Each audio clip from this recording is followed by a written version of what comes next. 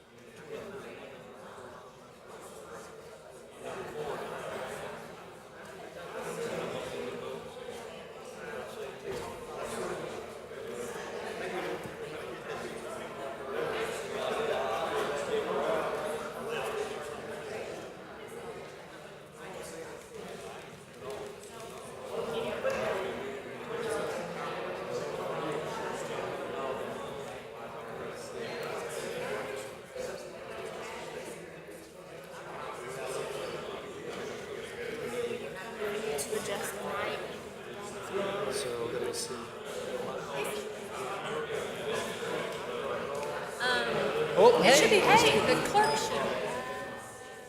Am I doing something Let wrong? me call Joe.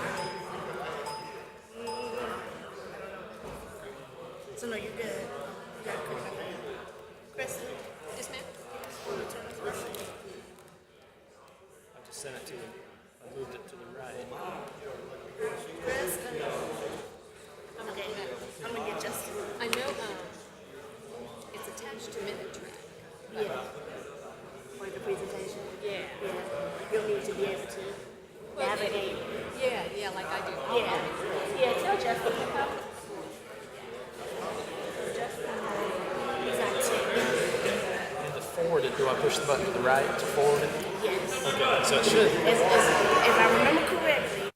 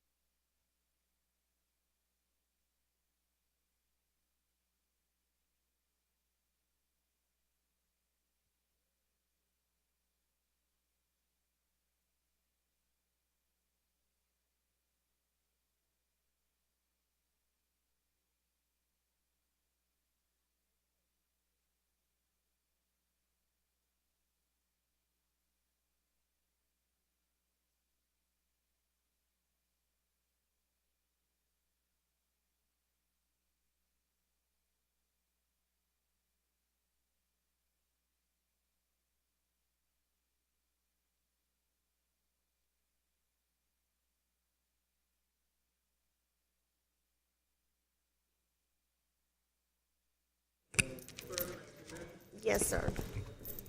Good afternoon. Mr. Rickerman, Mr. McDowell, Mr. Duval. Present. Ms. Devine, Mr. Davis. Here. Mayor Benjamin. Here. Mr. McDowell is coming in. Right on time. Mr. McDowell, would you lead us in the invocation as you walk to the altar? I'm sorry, the podium, the dais.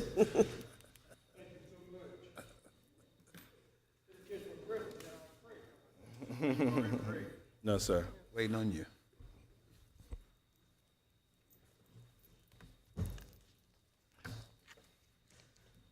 First of all, let me pray for a good.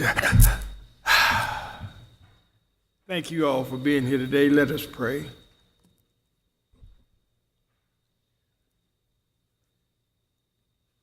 Oh Lord, for all that you've done for us for this day and for all of the hopeful and gracious possibilities you've allowed us to share in. We come to you today as we discuss this, our city, one Columbia. We simply ask that you might touch and invigorate us with your presence. Allow our conversations to be one of sensitivity and concern. Allow your Spirit to discern the things that are necessary as our city continues to grow. We ask it in your name. Amen. Amen. Amen. Thank you all for your patience. I attended my daughter's middle school award day ceremony, so I had to be there. Try not to miss those moments if I don't have to. So apologize for my tardiness. City Manager? Yes, sir. Mayor Benjamin, council, we will begin the city council discussion a little bit reordered. I would ask that Fire Chief Aubrey Jenkins come forward to present the Columbia-Richland Fire Rescue Strategic Plan.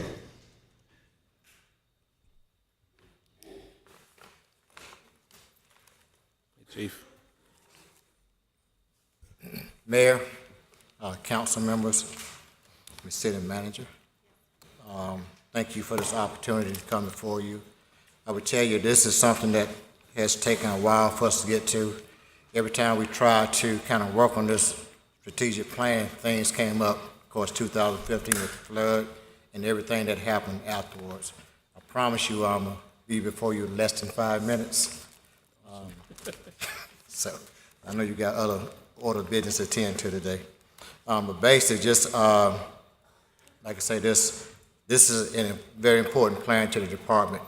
You always, if you fail to plan, you plan to fail. And certainly, a strategic plan is your roadmap to kind of see where you're going to be within the next 5 years. So we have a 5-year plan now. And the people that help facilitate this plan is the Center for Public Safety Excellence, CPSE for short. And this group has worked with folks like the International Association of Fire Chiefs, the International City County Management Association, the International Association of Firefighters, and the National Fire Protection Association. So, and we're glad that they, that we had opportunity to work with them. And just a little brief history of the department. The department has been, ever since 1903, it's been a paid fire department. So we're talking about 115 years of rich history. And I would tell you the thing that happened along the way, the first African-American firefighters actually was employed by the city fire department 50 years after it started. And so, again, we're going strong today for 115 years. This is 115th year. How do we get to this plan? This is a community-driven strategic plan with external stakeholders. We sent out correspondence to stakeholders, and we didn't know what we were going to get. We sent out a number of correspondence. Unfortunately and fortunately, we only got 8 people from the community, which county and the city, to participate in, but it was a good discussion, and we purposely didn't involve any fire personnel in their discussion. What we want to know what their expectation was from their fire department, and they gave us those expectations and also gave us their concerns. So there were expectations and there were concerns, but there was also things that they liked about the department. So we were very open and transparent about what we did, and they gave us some good. I tell you one thing in the document that you may see, because I got questioned on that, when the community expectation will say, well, they think that EMS and fire need to combine. Well, let me tell you, we have no plans to start out on EMS. At this time, we had no plans for that. That was just one of the community expectations, and that was, like I said, the whole plan was driven off the community expectations that we solicited from them. Then we did our internal stakeholders, which consist of all ranks in the fire department, and we had some very good discussion those 3 days to put this plan together based on what the information that we got from the community. So we looked at ourselves through the SWOT, which is the strengths, the weakness, opportunities, and threats. And we just came up with all those, just everything that went into this plan we came up with, and we talked about it. And what we did after we identified those things, and then we put the document together with SIPSI. We looked at 9 goals, and out of all those 9 goals, we got objectives in all those goals, and we got a time frame on it. We purposely did not assign these goals to anybody at this time. We're going to be having a executive meeting to assign these goals so we can start moving toward our accomplishments. So also in the back we have a glossary of terms, acronyms, and initiatives. So basically this is our plan. I just wanted to kind of introduce it to you all, kind of tell you how we got there, the resource that we used. I'm quite sure you got a copy of the document. If you have any questions, I'll be glad to answer those questions. But I think this is a good plan. It really defines who we are and where we want to be. But most importantly, it was input from the community on their expectations of our department. And I just believe that the men and women of our department are up for meeting those challenges. And lastly, what we're going to do is we're going to be posting in all of our stations our mission, goals, and values. It's going to be on a card far bigger than this to go on the wall. So it'll constantly remind all our employees of what we're all about. So I just want to kind of just introduce that to you all. Hopefully you've read through it. If you haven't, please read through it. If you have any questions, certainly I'll be glad to answer. Well, we did get an advance copy. Look forward to reviewing it in depth and following up with you on it, Chief. Thank you all. Yes, sir. And like I say, if any questions, I'll be glad to answer those questions, even once you review it. Awesome. All right, thank you. Thank you, bro. Thank you, Chief. Thank you, Chief. All right. Our next item for discussion is the Hampton Street and Calhoun Street Road Diet Concept Reports. Mr. David Beatty, Professional Engineer and Program Management Director for HDR.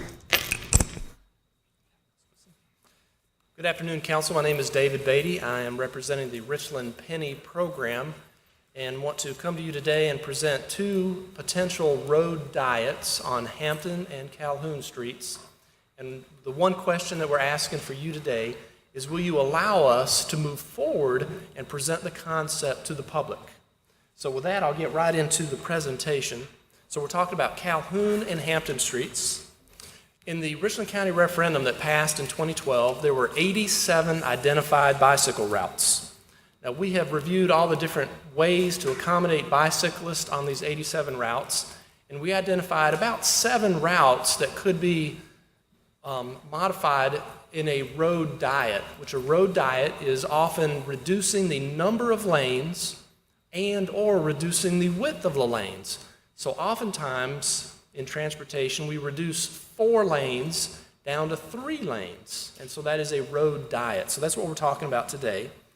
We identified 7 initially. We've narrowed that down, but today we're only talking about Calhoun and Hampton. We want to approach 2 at first, see how that process goes, and see how it's received before we move on to developing any other potential road diets. We've been meeting with city staff for well over a year now on this subject, and I want to appreciate and publicly compliment your staff and the great communication that we've had between county staff, the Richland PDT, and city staff and getting to this point. So it's been a great working relationship to date. But we've identified that Calhoun and Hampton have the potential to be dieted, if you will. And on this next slide, what we've got most often on a lot of Hampton and Calhoun, we have 4 travel lanes, 2 in each direction, and these lanes are 9 feet wide. So oftentimes when you're traveling on Hampton or Calhoun, because the lanes are only 9 feet, you shy away from the parked cars on your right, or you may shy away from the car that's traveling in the same direction with you, or if you're in one of the middle lanes, you don't want to hit mirrors with someone that's approaching you. So effectively, you encroach into the adjacent lane so that you really don't have 2 lanes effectively going in each direction. Then also on Hampton, a lot of times if there's a car that's stopped and turning left, they block the lane behind them. So effectively, the road operates as 1 lane in each direction and a middle turn lane, although it has 4 lanes. So what we're proposing on both Calhoun and Hampton is to remove 1 lane and restripe 3 lanes at 11 feet. We could accommodate a dedicated bicycle lane on each side. However, to get those widths, we're recommending that you remove parking on 1 side of the street, and preliminarily we've identified the north side as the side that would have parking removed. So I've explained how we would go from 9 to 11. It increases traffic capacity by doing this road diet.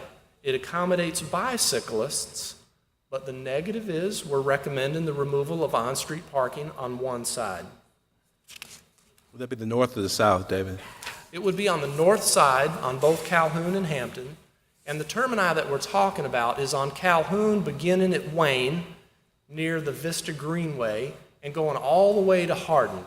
Now the first 2 or 3 blocks on Calhoun, we would only use sharrows, which is basically pavement marking directing the traffic and the bicyclists to share the lane. And so on Calhoun, from Wayne all the way to Hardin, we would recommend removing 30 total parking spaces on the north side. Now on Hampton, it's a little bit of a different matter. We would begin the study at Main and go all the way to Hardin, but because there's more spaces, we would be recommending removal of about 90 spaces, which again, they're all on the north side. Now, what we've done is we have presented this concept, and to date, this is only a concept. We have gone out and we've measured the roadway width. We know the widths, we know the lanes, we know the number of parking spaces. So that's the amount of study that's been done to date. We've not started any design. And what we're proposing to you is we would like to go to the public, and we've already coordinated with the Greek Orthodox Church. They would allow us to present this idea June 28th and get the public's input. So we have already presented this concept to Richland County Council, and they have agreed with us partnering with your staff to conduct a public meeting and present the concept to the public. So at this point, we're not asking for your approval of the concept. We're asking for your approval to allow us to present it to the public, get their input, and then we'll come back to you with a summary of the public meeting and recommendations for the path forward. Yeah, Mr. Mayor. Please, Mr. McDowell and Mr. Davis. And I know all of this has to be conceptualized and visualized. I guess the question that we're removing X number of parking spaces. How does that impact either the turning in from your left or your right into the Spirit Center? Will that impact that in any way? It really would not have an impact on the traffic flow or That's from turning. Wayne to Hardin, right? From Wayne to Hardin. Okay. Okay. So the short answer is I don't think that it would impact your turning movements or impact safety of turning movements when we do these road diets. Okay, the road diet, of course, is enlarging the width of the lanes. Yes, sir. And that's a diet. The diet is we're going from 4 lanes to 3. So that's the diet, 4 lanes to 3. But then we are expanding the 3 lanes from 9 to 11. So as you're traveling, you won't have that shy distance requirement or condition that exists today. Okay. I'll be certainly interested in seeing that and getting the public's input on that. Thank you, Davis sir. and Ms. Devine? I was just wondering, the reason for selecting these streets or arteries is what? Well, there's 2 primary reasons. It was included in the county 2012 referendum. It was identified as a bike route. And it's also, both these routes have been identified in the Columbia Walk-Bike Plan. So it was identified in both plans for some type of bicycle accommodation. Are there plans to look at some other arteries? Yes, there are. The primary 2 other arteries that the Penny is looking at would be a portion of Washington Street, as well as, I think that's a primary one. We've also considered College and Pendleton. Can you go back on your slide, to the first slide that's got those listed on? So the primary one would really be Hampton and Calhoun we're talking about today. And then probably the number 7 is identified as Pickens, Washington, Wayne, but it's primarily Washington. And then probably the other one would be the Pickens Street is a potential. And it would be a mix of road diet and sharrows. And we've done no studies yet of those.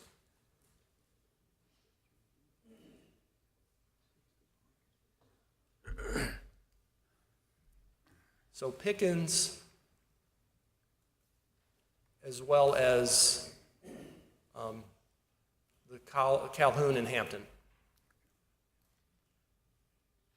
And Please. so at the end of this testing of the model, how soon would you be coming back or receiving input from folks in other parts of the city that have the same challenges that you have on Hampton and Calhoun with I would imagine, and this is just my thoughts, if we conducted the public meeting June 28th, we would give the public a couple of weeks after that to mail in comments, so we could summarize them early July, depending on your schedule, get back to you in July or August with the results and the recommendation. If it were favorable to move forward, then we could implement the project. We could begin this fall or into early 2019 until the actual construction would start. Mr. Davis wants to know when you're coming north of Elmwood. I'm looking at other parts, really other parts of the city. Yeah. Ah, okay. So he's just dealing with penny projects right here, right now. Yes, sir. So I'm only talking about Richland Penny projects. But my guess is if we're able to move forward here, show the success, we'll be able to, I think, make the case in other parts of the city as That well. would be my thoughts, and that's why we're recommending that we take a bite at these 2 projects today, see how the public meeting goes, and then implement those, and it could be an example for the rest of the city. Yeah.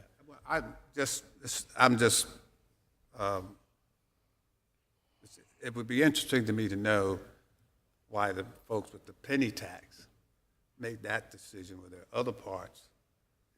You know, the penny contributions came from all parts of the city. The best that I can answer that is the study committee prior to 2012 that was composed of 39 citizens put together the entire penny tax referendum. And at that time, they included the 87 different potential bike routes throughout the county, primarily in the city. So that list was identified and put on the 2012 referendum, and that's what we've been challenged to implement. Yeah. Dave is the messenger, not. Hey, Yeah. you know what they do with messages. Ms. Devine?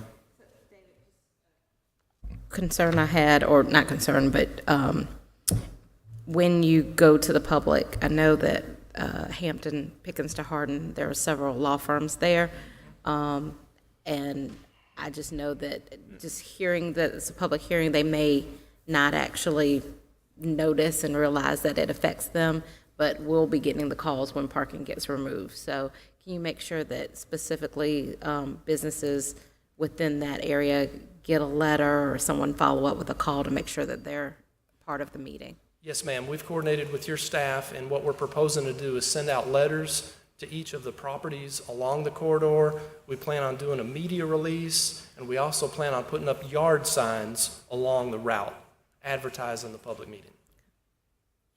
So if the litmus test is successful, we have an opportunity then to look at the other 6 areas, or we look at this as multi-branches branching off into other areas?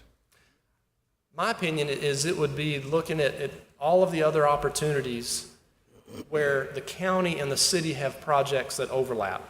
So there's really only a couple of more county-funded projects that we could overlap, which is independent of anything else the city chooses to do on their own.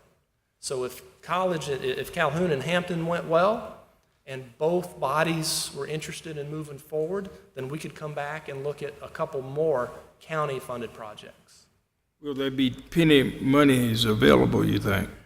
I do think so, yes, sir. All right. All right. Thank you. So we just need to give a high sign, and then we're going to vote at work session. Just a nod, a wink. Yeah, we feel good about it. All right.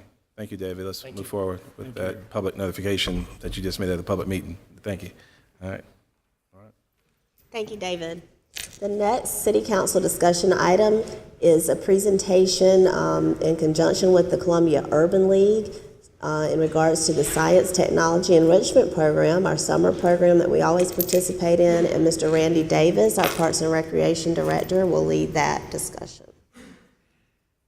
Want to make sure, I'm sure Randy will do this anyway, that we acknowledge Mr. J.T. McLaughlin, who is Director of the Columbia Urban League and here with us today. Good afternoon, Mayor, Council, City Manager. I've come before you this afternoon to get your support for a continuous partnership that we've had with the Urban League, formerly the SWELP program, now entitled STEP, which stands for Science Technology Enrichment Program. And this program wants to kick off next week. He's going to come in his own way and share with you the valuable experience that we afford young people the opportunity to have in working in some of our departments throughout the city.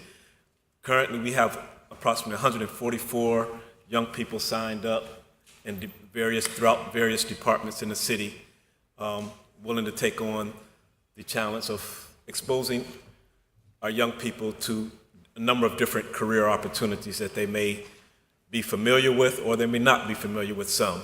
So I'm going to ask J.T. McLaughlin, Executive Director of Urban League, to come before you and share with you the valuable experience that young people gain from the opportunity they have with the City of Columbia.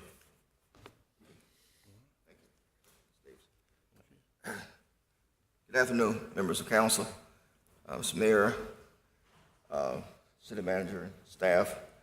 I just want to thank you all for your support over the past, I guess, 3 decades or more. And I was just reflecting on our community. We got a lot of violence in our community. And I don't know how you all feel, but so many of us have become somewhat numb to the violence. And I remember back in the 80s, we started the Summer Jobs Program, just tried to compete with violence, giving kids an opportunity not to get caught up in gangs and violence. And if there was ever a need for a invigorated program, it's now. We have too much violence everywhere in our community. And it's going to impede our economic progress because folks don't want to invest in communities where violence is out of control. Even though our law enforcement is doing an excellent job, they can't solve the problem by themselves. It's going to take a lot of moving parts, and we think this particular program is going to be real important, getting young people connected. All the research, evidence, best practice data talk and discuss the importance of work experience and the orderly development of young people, work ethics, give people responsibility, give them something to look to. The Harvard professor, distinguished professor, Dr. William Julius Wilson, wrote a commentary when he was at the University of Chicago some 30 plus years ago. He talked about when work disappears. And we got communities now where young people live in that no one's working. And he talks about the implications when work disappears. What's the implications going to have on young people? So we got to really bring young people back into the game of work experience. And importantly today, the Joint Center for Political Studies did a report on underserved communities relative to technology. And what they determined that most underserved, disadvantaged communities kind of gravitate to the service sector of our economy. And that's one of the fastest sectors that's automated. Have you been to a McDonald's lately?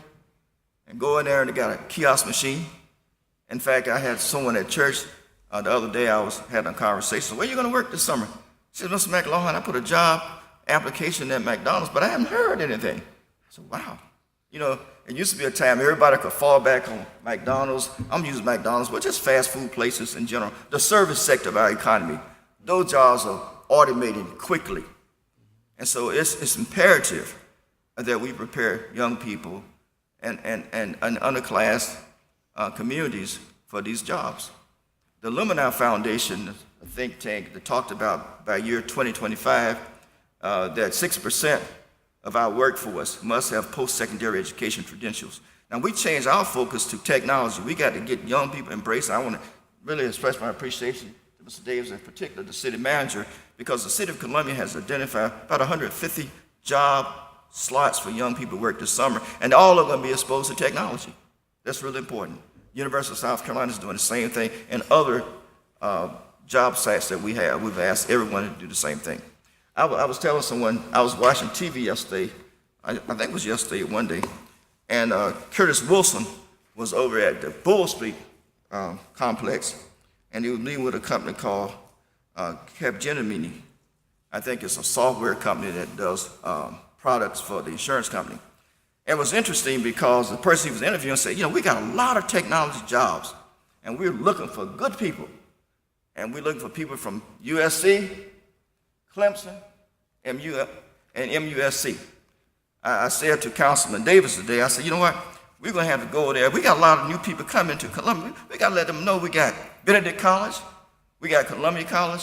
I know he didn't mean any harm, and that's it, you know, but we got to let people know throughout this community that they are also qualified for technological job opportunities, you know.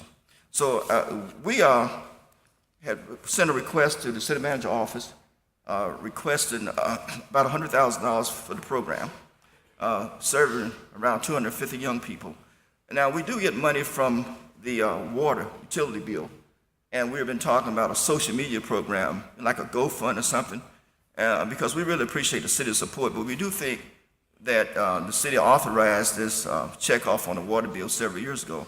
And I think that if we promote it, in essence, that we could raise probably a majority of the funds through that effort, you know, because if everybody on your water system gave $1, in essence, that'll be enough to fund the program, you know. But I want to thank you all for y'all's support and your commitment to all people in Columbia. And thank you for what you're doing, Mr. Mayor and members of council, in promoting economic development in our community. I'd be happy to respond to any questions. Well, thank you, JT. This transition towards STEM and STEAM is so important as we adjust for just a rapidly changing world. So we appreciate the leadership of the Urban League. Continue to. Tamika? Okay. Ms. Dean posted an application 2-week camp for Richland 1 students, I think 10 through 13. That's not this. That's something No, separate. that's something else. Yeah. Okay. Yeah, we have 3 initiatives going on, and that 10, 11, 12, and 13, you got to be 14 years old to work because of child labor laws. So this is for young people there in a STEM-oriented work experience type experience. Okay, Yeah, it's just a 2-week camp, 10, 11, 12, and 13.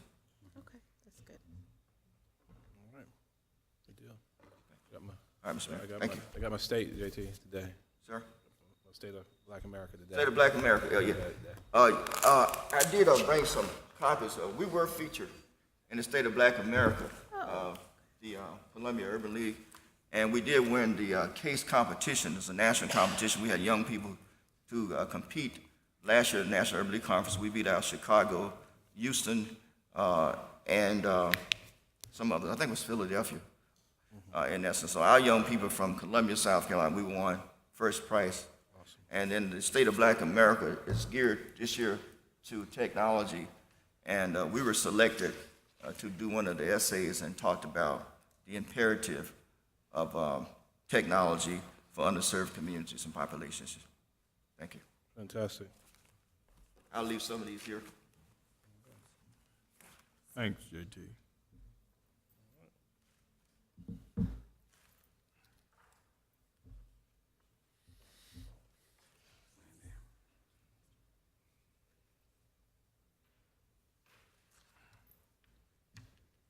Mr. Mayor, we'll continue our discussion and ask Mr. Davis to come back up. We're going to have a very important update for council on our 2018 summer camp program. I know Randy is going to make some really key introductions of some wonderful new staff and team members that we have, and wanted to brief you all on the exciting things they have planned for this summer. Good afternoon again. The staff with me today have been working diligently in the planning, preparation, and training focus since January 2018 in preparation for our summer camp program. The overview of our summer camp program is the philosophy of play, in that we want to empower children and encourage emotional and physical development through fun and educational programs that build a positive sense of self. And so that is the overview of the program. The eligibility is children ages 5 by June 1st, 2018 to age 12. We have 2 teen camps, one at the Booker Washington Heights Center and one at Emily Douglas are the 2 teen camps. The remaining centers, again, are the camps age 5 to 12.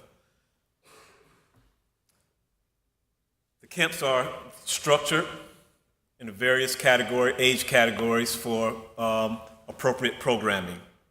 And again, the staff I have with me today will share with you more details in terms of the training and the preparation and the planning that's been going on in our department since January 1st. And they're gonna, I'm gonna ask Mr. Kerry Rich to come up and give some comments, as well as Christy Wright. Kerry Rich is the Recreation Superintendent for the Recreation Division, and Christy Wright is the Assistant Superintendent within the Recreation Division. They're going to share with you and as well as introduce additional staff that's been involved in the training.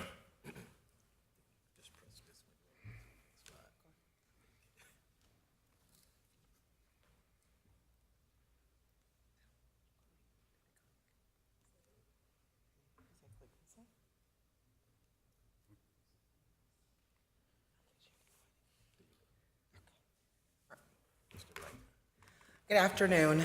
To ensure the safety of all of our children and to ensure that it's a first priority and enhance the overall experience for patrons in our park, we've completed a series of different trainings throughout the year. First and foremost, we did the DSS child care training, in which I'll go in further detail on the next slide. We also completed the first aid CPR AED training. Also, in April of 2018, we completed an all-staff training where we changed the culture and also focused on customer service. We also had active shooter training in May of 2018. Our summer camp organizational training day we currently had in May 2018, where we focused on our out-of-school time training manual, which I'll go into further detail throughout the presentation. We also had our darkness to light training, bloodborne pathogens training, and our summer feeding training. Here, June 6th through the 8th, we'll be concentrating on our new hires and our seasonal staff, where they're going to receive organizational training along with first aid, CPR, AED training. Our DSS training, we partnered with the South Carolina Center for Child Care Development to provide our staff with 20 hours of child care training. We focused on several different areas: child care and development, program administration, curriculum and activities, child guidance. We also focused on the professional development side of the house, along with health and safety and special needs. Again, to reiterate what Mr. Davis has spoke about earlier, with this training, our recreation staff, we're now certified to be able to supervise children beginning at age 5 in our weekly summer camp program, but under no circumstances will any child be accepted under the age of 5. I'll now turn it over to Mr. Carriwich to talk about some of the additional staff that we'll have. Excuse me. Let me ask you a follow-up question. That last sentence was that the children's age starts at 5. Yes, sir. Why 5 and not higher? I'm sorry? Why 5 and not higher? Okay, so for age 5, we decided as a department that those children that are already grade school children, that already attend grade school, kindergarten, that they've already completed at least 1 year of grade school, so that on top of the training that we already have, those children that are age 5 have siblings that are older, so that now that we are certified, we would be able to have the opportunity to allow those parents to bring those students as well, since we're certified under child care. So if they're age 5 and have attended kindergarten? If they're age 5 prior to June 1st, they're able to attend as well. But most of the children that come to our parks throughout the summer have probably already attended a grade school pre-K 5-year-old program prior to. Maybe this is perhaps in another slide. What's the ratio students to teachers? It was in that slide right before that one. Yes. We're about to get to it? No, we passed I can it. go back to that. pass So it? ages 5 to 12 will have a My ratio. machine messed up and I couldn't see it. Okay, yes. Ages 5 to 12 will have a 1 to 12 ratio.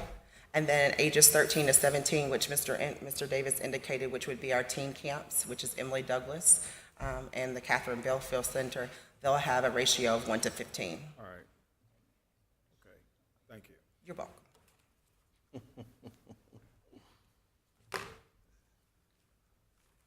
Good afternoon, Mayor.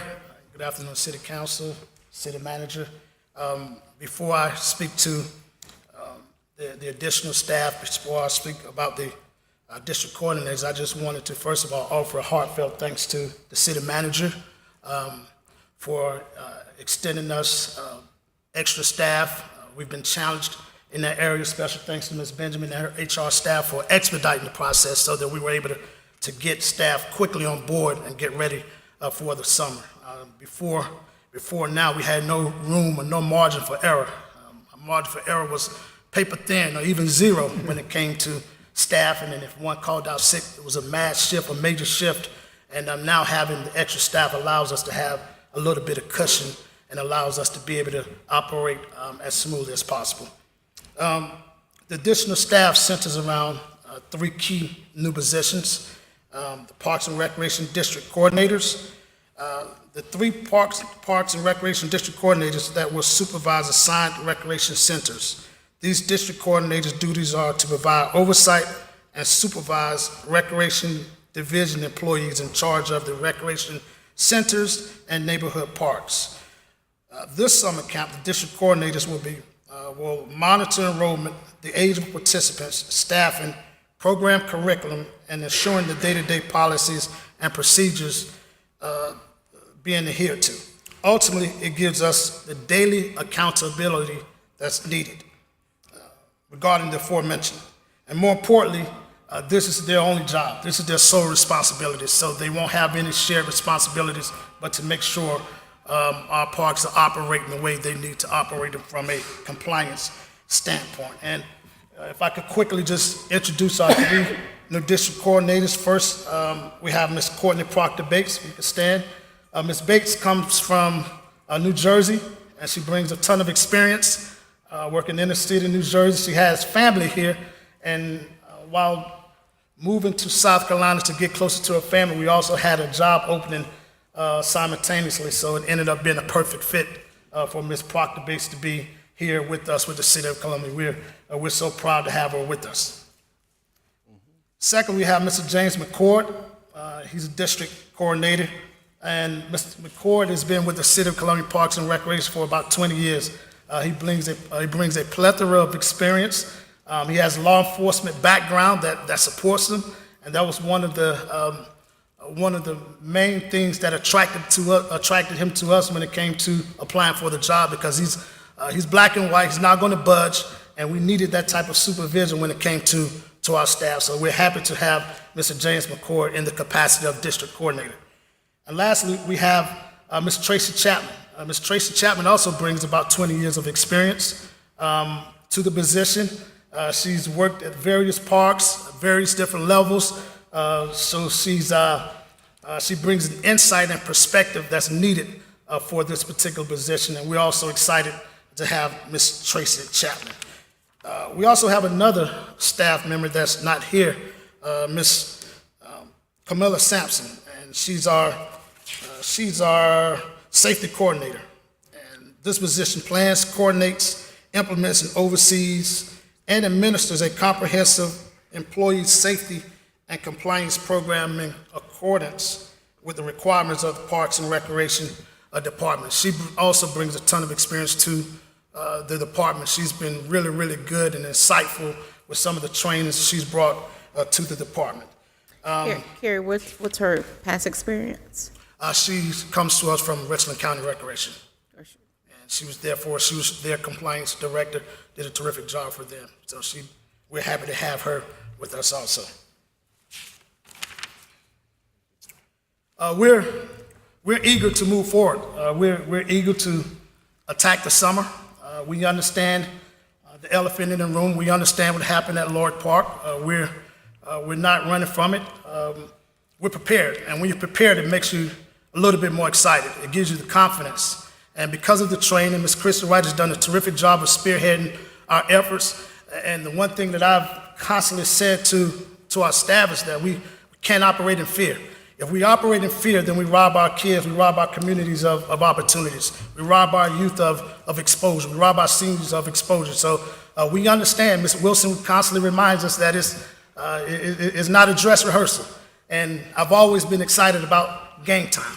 And for me, it's game time. We're excited. We're going head on, and we're prepared and we're excited. Now I'll turn it over to Miss Wanda Austin, who's our recreation, not our recreation coordinator, resource coordinator, excuse me. Miss Wanda also brings a lot of experience. She wears many, many hats for us. Good afternoon, everyone. I'm going to talk about our summer staff that we have working in our parks. As Ms. Wright said before, our ratio for our 5 to 12-year-olds is 1 to 12, and for our teens, it's 1 to 15. So within our parks, we have different maximum capacity for the kids in the camp. For our community centers, we have up to 60. We do 70 at Greenview because there's a great demand at Greenview. And at our smaller parks, we do 25 to 30. And our smaller parks is what we call our neighborhood parks, which would be Melrose, Sims, which are like one-room buildings, so that we won't be overcrowded in those buildings. And so for those parks, we do 25 to 30 students at the max. And we have summer staff that we hire. We do 1 coordinator for the community centers and 4 park aides, summer park aides. And for Greenview, we do 1 summer staff aide leader and 5 camp aides because of the 70 ratio kids we have there. We also have our part-time staff go full-time in the summer as to help out with our neighborhood kids that are walk-ins, because we do not stop the neighborhood kids from coming in. So our permanent staff are there to do programming for the kids that are there in the neighborhood, so they'll have some activity as well. Any questions? Yes, sir. How many parks do we have open, and how many did we have open last year? We have a total of 14 parks total, building-wise capacity. This year, we're gonna have 13 open because one of them is being remodeled. So we moved that park to one of our other parks, South Edisto.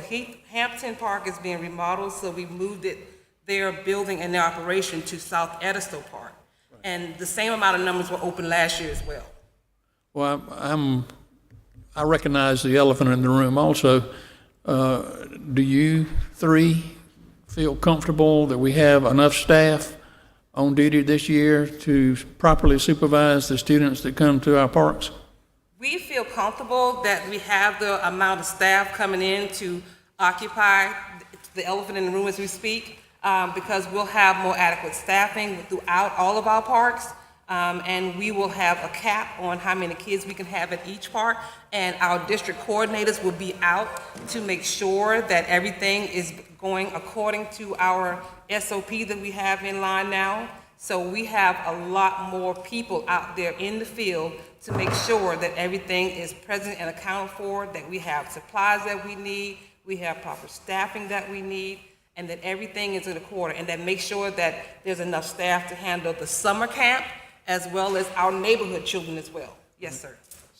We feel very, very, very confident of that. The district coordinators, we've got 3 district coordinators. Are these park districts? Did we establish districts for the park separate from the districts for the council members? I'll let the superintendent talk about that. So irrespective of geography.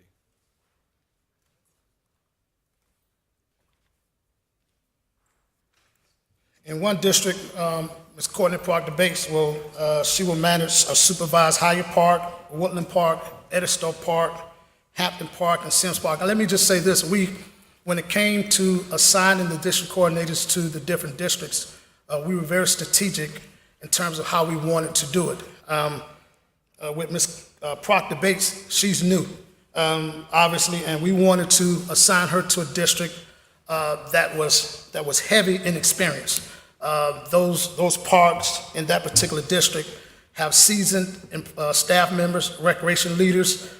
They've done a terrific job of taking ownership of not only the parks and facilities, but they have great relationships within their communities. So we thought it helped in the transition with someone new coming to that particular district. With Mr. James McCord, who will supervise Pinehurst, Lorick, St. Andrews, and Emily Douglas, even though he's worked at many different locations within the city of Columbia, Parks and Recreation, he comes to us from Pinehurst Park. And because of the familiarity, because of the insight and connection that he shares with the community and the community partners, we wanted to make sure we didn't separate that. We wanted to keep some consistency right there. And lastly, Ms. Tracy Chapman in her district, Greenview, MLK, Melrose, Heathwood, Busby. Tracy's also been a constant in the Greenview community, especially with our senior exercise program.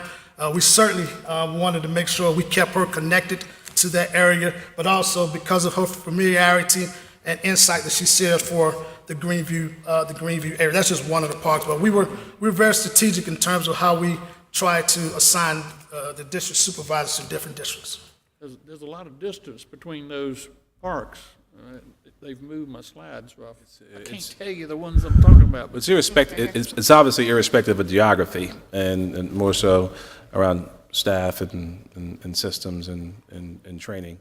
So that's where we are.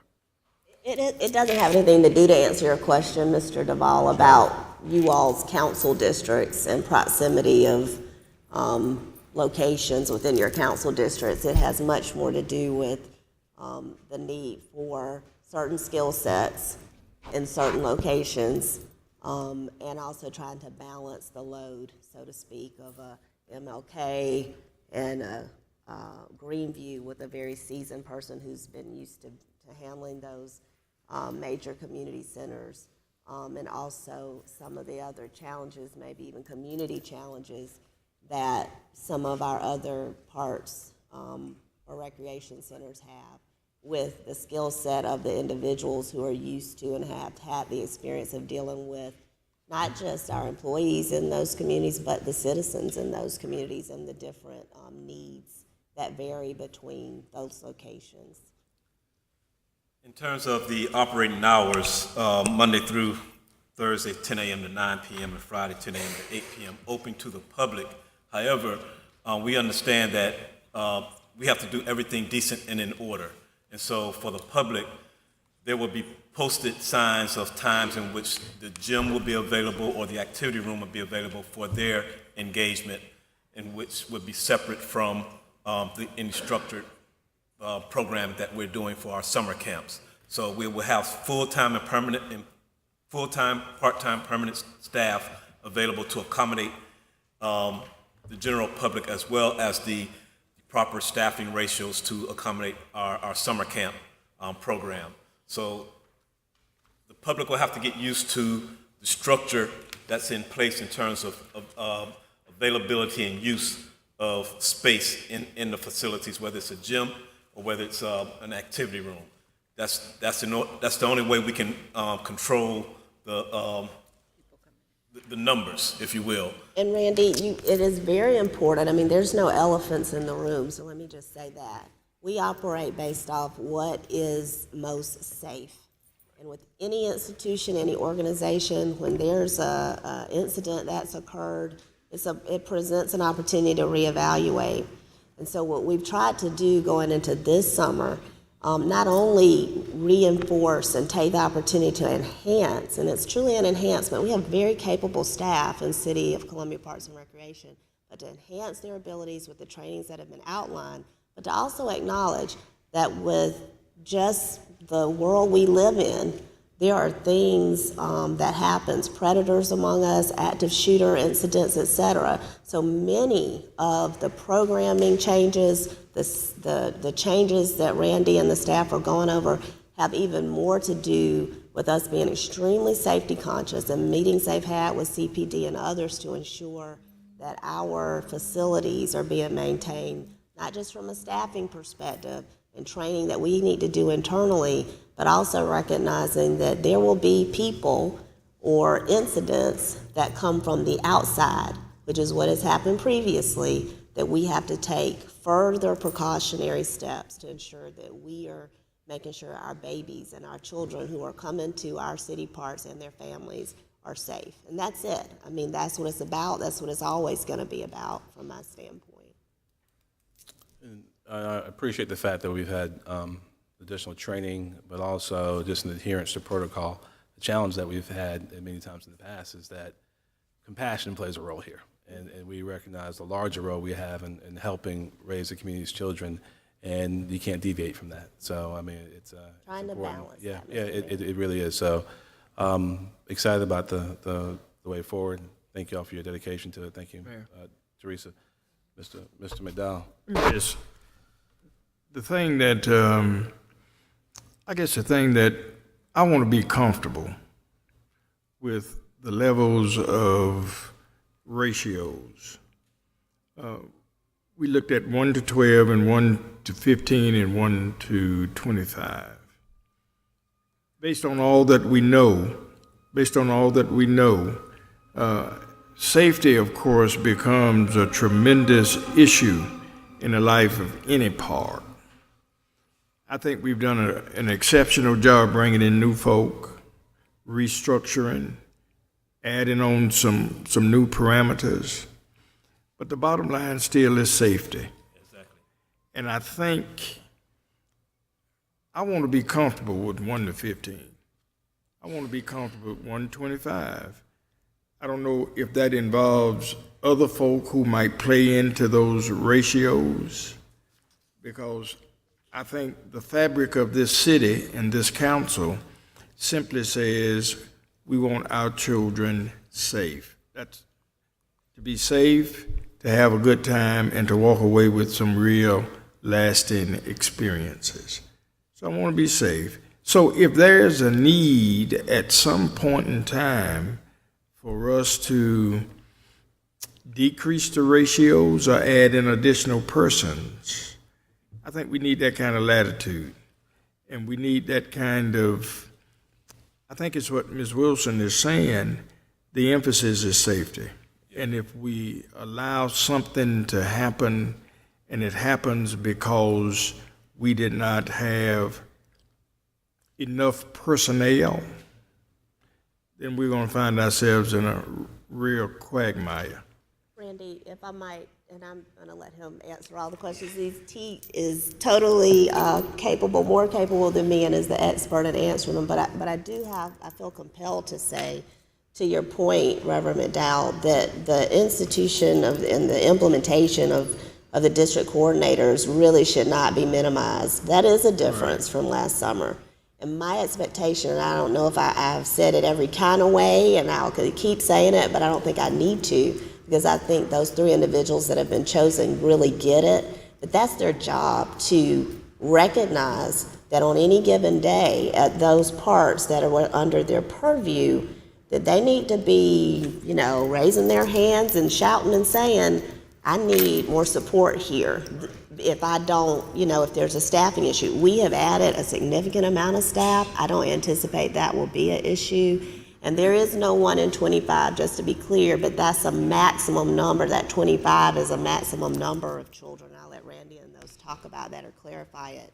The ratios are the 1 in 12 and the 1 in 15. But I think we have more than enough now to really be well within those ratios. Good. I'm glad to hear that, because it at least gives us an additional layer. It's an additional layer. Of protection. And their eyes and ears are to be there every single day. All right. Let me just say a word to our coordinators. Keep your eyes open. And if there's things that we need to do, you need to remind us, say to us, with vehement voices, we need your help. Is that a deal? At least give me a head nod or something. Thank you, sir. Thank you.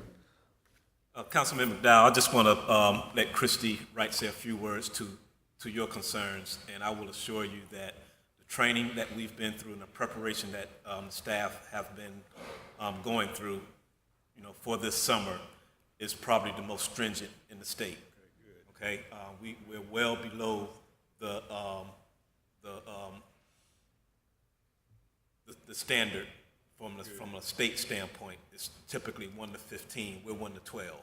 So she can tell you a little bit more. Thank you. All right. Ms. Wanda pretty much did a really good job when she was describing our staff to child ratio. For our community centers where we have 60 or at least 60 campers, the summer camp coordinator is one of our permanent staffing members that we currently already have that has already gone through the 20 hours of DSS training. So outside of just that one summer camp coordinator that's with the children, they'll also get that summer camp leader along with camp aides as well. When Mr. Davis was speaking about the programming within the park during summertime, our permanent and part-time staff that we have, along with the additional hires that Mr. Rich went into grave detail about, they'll also be monitoring the grounds. They'll also be inside ensuring that we have structured activities along. So we have several different components as far as staffing and ratio is concerned to be able to address the needs of the public for the summer. Thank you. You're welcome. And I just have 2 more slides, and I'm going to be very quick. I know time is of essence. Thank you. Thank you. Real quickly, some summer activities throughout the summer that's going to be going on. We do have an entrepreneur camp in partnership with the gentleman out at Greenview Park, Paul Smith. This is his 2nd year since I've been working with the city that he's put on the entrepreneur camp, but I think he's done it in the previous years as well. Drills and skills, July 16th through the 20th, football, golf, and cheerleading will be going on, and August 6th through the 10th, tennis, soccer, and basketball. Summer concert series began on this past Saturday with the Atlantic Star. So over 3,000 people were in attendance. It was probably the biggest crowd I've ever had the experience of watching one of our summer concerts, R&B, Atlantic Star. And Prime Time in the Park will begin June 22nd at various locations. The first one is a pool party at Greenview Park, July 13th, Badges and Parks basketball at Lorick Park, and August 3rd in the summer pool bash at Maxi Grade. Movies in the park, the first one was this past Friday. It was rained out, Emoji the movie, but hopefully Peter Rabbit will not be rained out, okay? Our proposed free swim days take place at Greenview Park every Monday from 1 to 6, and Maxi Grade Park every Friday from 1 to 6. And during those early morning hours, the pools will be shut down for maintenance, routine maintenance. That's it. Randy, thank you. Thank you, Carrie, Christy, Wanda, all of our new district coordinators. I'm very pleased at, the level of importance the team has placed on this summer and their daily responsibilities still moving right along. So if there are no more questions, Mayor, Mr. No, thank y'all. Thank you. Our next And welcome.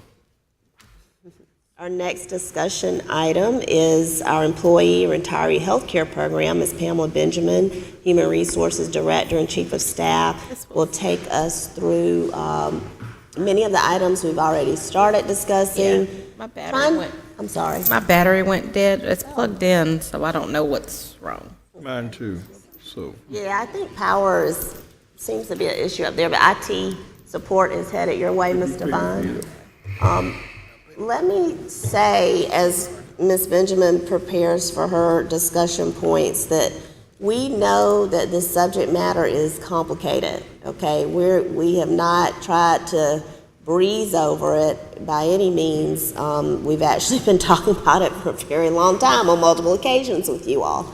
I do think it's very important as the public, employees, retirees begin to now recognize that the discussion is occurring, that they also understand that this discussion matter and the content of it affects individuals very differently. So you cannot make blanket statements and assume that your retirement and how it's impacted is the same, or your insurance is the same as another. And so what we're going to try to do today is go back through a lot of the discussion points, point out where there are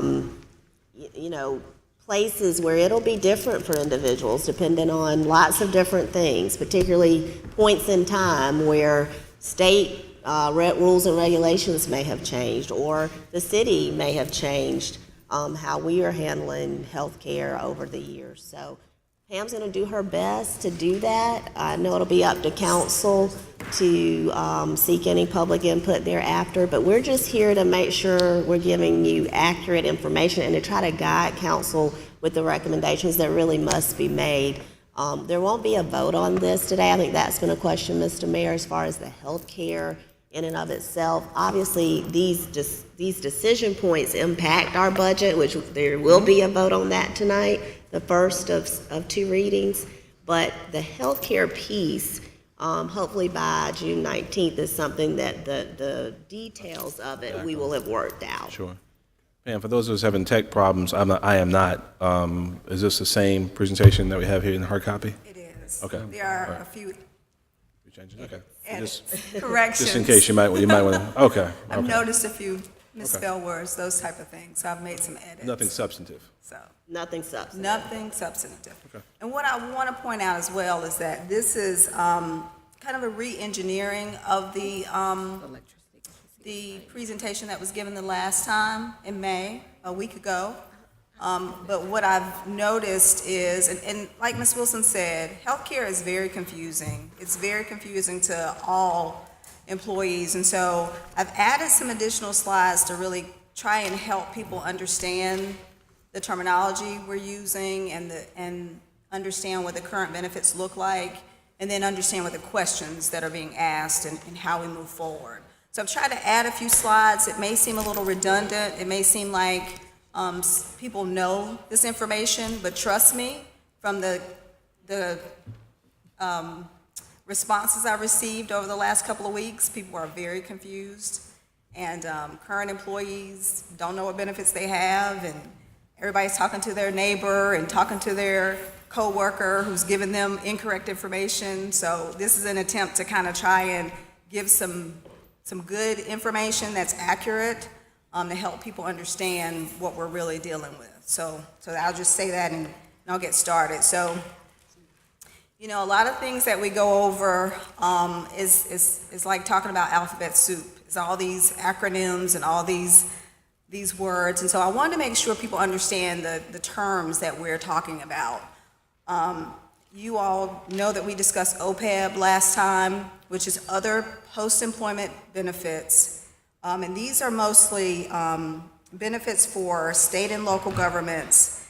And we're really talking about healthcare benefits. So OPEB encompasses those healthcare benefits that a state and a local government are providing to its employees and its retirees. So that's what that term is referring to. DDB, we said that a lot, and people said DDP or DD, you know, it got a lot of different words, but it means the defined dollar benefit. And that defined dollar benefit is the amount the city contributes for retirees and their spouse health insurance coverage.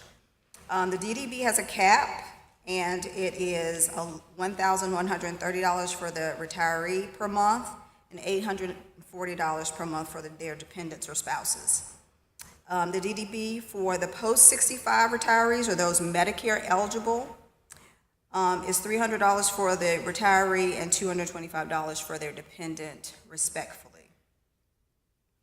HRA was a term we introduced to you guys last week, and for council, we've been talking to you several months about the possibility of having an HRA for the DDB distribution. So an HRA is a health reimbursement account.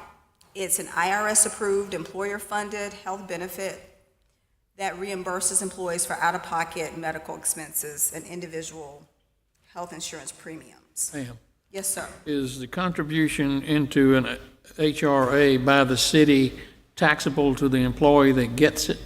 It depends. It depends, Mr. Duval, on how that's structured and how it's distributed. So that's one of the things that we'll have to work through with an HRA administrator to make sure that we minimize any kind of tax liability or any tax issues that it may cause for retirees. But it could potentially it could be taxable. But we're going to try and make sure that we minimize any impact that has and try for it not to be. But there are some IRS regulations that may cause for it to have some tax implications. Medicare is the federal health insurance program for people who are 65 or older. Anybody who knows anything about Medicare knows there's a Part A and a Part B. The Part A is the hospital portion that covers inpatient hospital stays, care in skilled nursing homes, hospice care, and some other home health care. The Part B is for doctors' services, outpatient care, medical supplies, and preventable services. There are some other alphabets to Medicare. There's the D, there's the E, there's other things, but I just wanted to keep it simple with the A and B because those are the biggest portions of the Medicare program. So any questions about that? That's just some general definitions. I could have done ACA and I could have done, 20 more, but I thought I'd keep it simple with those. So let's talk about what the city offers right now. And I will say that the city offers wonderful benefits, and people need to be very grateful that we are doing that, and we're trying to preserve as much of that as possible with the decisions that are being made. So currently, the city has 3 different plans. We have a core, a base, a buy-up plan that's offered to active and retired employees, their spouses, and/or their dependents. And depending on what plan they're in, the premiums vary based on the plan. The co-insurances, the deductibles, and those type of things vary according to the plan as well. But those are our 3 plans that we offer. The city is self-insured.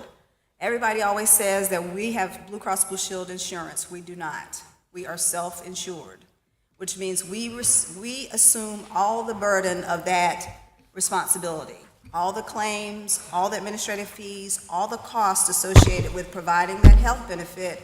The city assumes that cost. So when people say we have Blue Cross Blue Shield insurance, we do not. We are self-insured, and I like for people to understand that because I hear that a lot. Now, Blue Cross Blue Shield is our third-party administrator. So they are responsible for administering the program, making sure the claims get processed, making sure that our health and wellness programs get administered, and they also assist us with managing the Employee Health Center, and that's run by a partnership with Doctors Care. And provide the network. Yes, sir. And key to that, thank you for mentioning that, Mr. Duval, is that we have the ability to use their network. And their network is, they negotiate with the providers in order to provide us with very good cost associated with people receiving medical services. So that is very important. All active employees have the opportunity to cover themselves, their spouses, and their dependents on one of our 3 programs. We have about 2,023 employees that are covered on our health plan. So again, like I said last week, some employees are covered under TRICARE, or they're covered under their spouse's insurance, and they're not on our plan.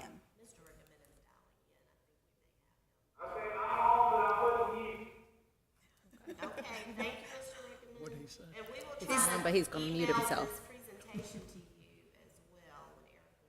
Can we do that here?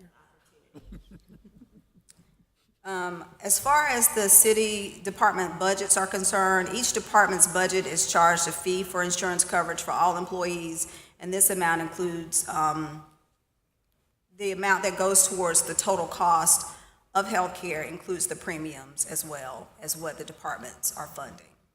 So each employee's department is contributing to the funding of their insurance. So that's coming from the city as well, and that has budget implications, and Missy will certainly talk about the budget and the personnel services dollars that are associated with that. Does anybody have any questions so far? Everybody's keeping up with me? Reverend McDowell, did you have a question? No, I'm fine. Okay. So as far as currently who is eligible for employee retiree health insurance at this time, right now, employees are eligible for retiree health insurance if they meet the following criteria. If they're employed prior to July 1st of 2009, they must have 20 years of service with the city, be employed with the city at the time of retirement, and be eligible with years of service to retire based on PIBA or the retirement system's requirements. There's been a lot of questions about who's eligible and who's not and those type of things, so I wanted to have this slide to be clarifying. If they were employed after July 1st, 2009, they got to have 25 or 28 years of service, be employed with the city at the time of retirement, be eligible with the years of service to retire based on PIBA requirements. Beginning in 2017, and you all implemented this in 2016, when an employee retires, they can maintain their current level of coverage. They can't add any dependents after they leave, and they can't increase their tier of coverage. They can drop dependents, and they can participate in a lower tier. So for example, if they leave here with employee spouse coverage and go to retiree coverage, they can maintain that employee spouse coverage. They could drop their spouse. If their spouse gets credible coverage somewhere else, they could drop that spouse. If they left here with the base plan, they can not go up to the buy-up. They would have to stay at the base plan. So that's what that means. We did that, or you all implemented that as an effort to try, again, to capture those costs, because we were having quite a few people add additional dependents or increase their plan coverage, which was affecting the cost of the coverage, cost of providing that insurance. So I wanted to make mention of that just because that is something that was put into place in 2017, this year. There's a statement on here about eligibility for retirement is based on years of service and age. There's been a lot of questions about who's eligible for retirement, when and how, and those types of things. So I wanted to point that out, that depending on someone's years of service and their age makes the determination of whether they're retirement eligible or not. And if we turn to the next page, there's an additional chart that I tried to put in there to give you a little more explanation to that as well. The retirement system puts people into two classes. You're a Class 2 or you're a Class 3 if you are an employee.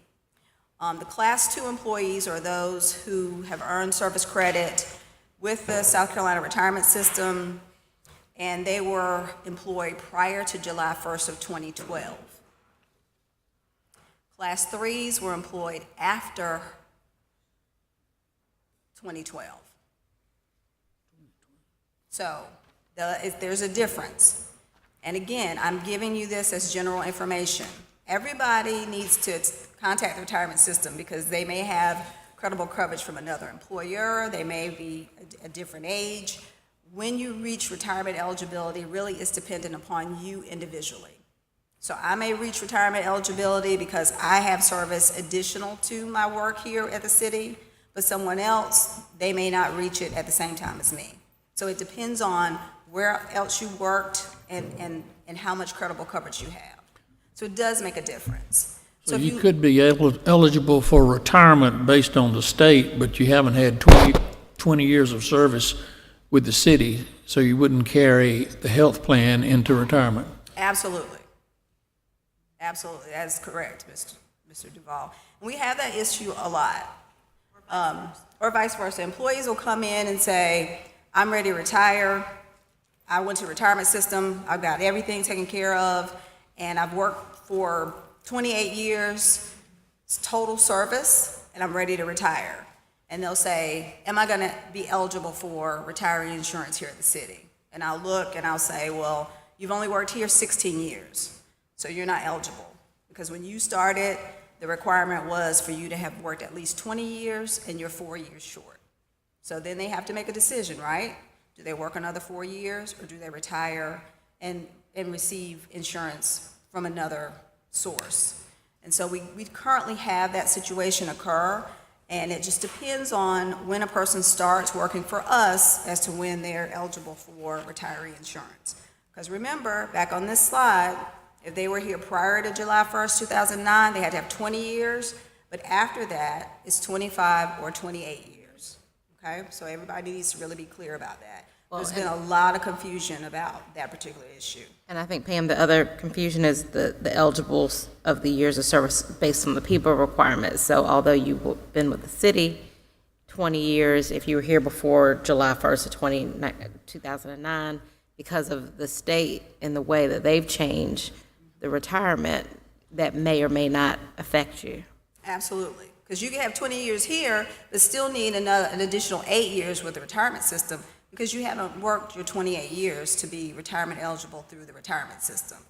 So there are some differences as to when people reach retirement eligibility. So I really wanted to make sure people didn't hear that from their colleague. We're getting a lot of that. Well, he's eligible to retire. I am too. Maybe not. You know, he may have worked at Department of Corrections or DOT or another entity, and he has credible service, and you don't. So it may be a different situation for you. And just because you work 20 years here doesn't mean you're eligible to retire, like you just pointed out, Ms. Devine and Mr. Duvall. So there are some nuances to your eligibility that currently exist. These are things that are current. These are current situations. So I want to make sure everybody kind of understood that there are different classes, understood that there are different requirements. There was some confusion about that police officers and firefighters are subject to the rule of 90, and they're not. Their eligibility is on that screen as well. So just to make sure that people understand that. Pam, last week after your presentation, I had a couple people ask me, I know you explained it, explain the rule of 90 again so that people are clear on what that means as far as the state retirement system. Okay, so. Well, I'm sorry, and I'm glad Ms. Devine brought that up too, Pam, because even the second bullet, and we're trying to be as simple as you can, but it's just not simple, that if employed after July 1, 2009, I mean, the rule of 90, it's not necessarily 25 or 28 years, right? Right, so, and thank you for pointing that out. We were trying to keep it clear. When we're talking about employed prior to July 1st, 2009, that's talking about city employment and city service. So those were the designations we made for people being eligible for health insurance, okay? We made a distinction. July 1st, 2009, we started people paying premiums. We created some plan changes at that point. So when you all made that decision, or when that decision was made, those individuals who were hired after that, they had to have additional years of service, 25 or 28 years of service, okay? So everybody understand that, right? So the retirement system has always had a separate set of eligibility rules than the city has for its insurance. Because remember, we're self-insured, so we make our own eligibility requirements. The retirement system has a totally separate set of retirement eligibility requirements in order for you to be retired under the retirement system. So does everybody understand that? We got a set of eligibility requirements for city health insurance. We have a set of eligibility requirements for retirement eligibility. One is your health insurance, one is your retirement pension or retirement check. So there's two separate eligibility requirements that you have to meet both of them, okay? So everybody get that? So if you're employed, if you're a class 3 and we're employed after a regular retiree, remember, this is not police officer's retirement, but a regular retiree who was employed after 2012 has to reach the rule of 90. And I gave you a little example on the chart. So the rule of 90 says that, here's an example. A member who is 56 years old and has at least 34 years of service credit will be eligible for a normal retirement. So 56 plus 34 equals 90. So if you were 60 and you had 30 years of service, that's 90. If you were 50 and you had 40 years of service, that's 90. So your years of service age 10. and your age, 80 years old and 10 years of service, that's 90. Your age and your years have to equal 90. And that applies for people who were hired after July 1st of 2012. Okay, and that's your eligibility requirement for the retirement system. So any employees that are hired after 2012 have to meet the rule of 90, in addition to the requirements that we have for insurance eligibility. And currently, those are the ones on that page. So that person would fall in that second criteria, and they'd have to have 25 or 28 years of service with the city and meet the rule of 90 with the retirement system. If they were hired after 2012. So It's so confusing, right? 2 years you have to know is where were you in 2009 and where were you in 2012? That's right. And there's two levels of eligibility that have to be satisfied. You have to meet those years of service with the city, and you have to be retirement eligible. So both of those things have to be in place. And thirdly, you have to be employed with us. From time to time, we do get people who have left us, and they say, well, hey, I'm going to retire from the retirement system, and I worked 20 years for the city. Now I want to participate in your insurance. And we say, sorry, you left us prior to becoming retirement eligible, and you're not eligible to participate in our insurance program. Okay, so I know I've totally confused everybody, but I was trying to be as simple and clear as possible. Does anybody have any questions about that?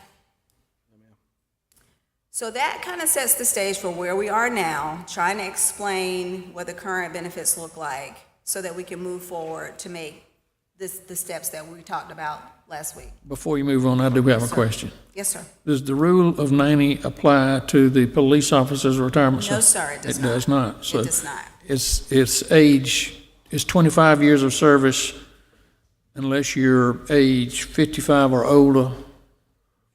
If you see the chart that I have below, Yeah. that's your eligibility. So you'd be a class 2 if you were hired prior to July 1, 2012. And as it states, it's 25 years of service on the date of retirement, 5 of which must be earned service credit. And that means that you have to work for a covered entity and do the actual service work. Right. Or be age 55 or older and have 5 years of earned service credit. So that makes you eligible for police officer retirement if you're a Class 2.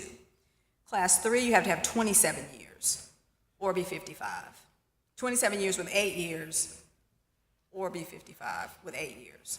Is since that says 55, is that where we picked up the number, age 55 for our retirement proposal that we're debating? That's part of it, but we looked at it from an actuarial perspective, and we looked at our current population and the age that our current employees were. Because our average age for our pre-65 retirees is 57 years old.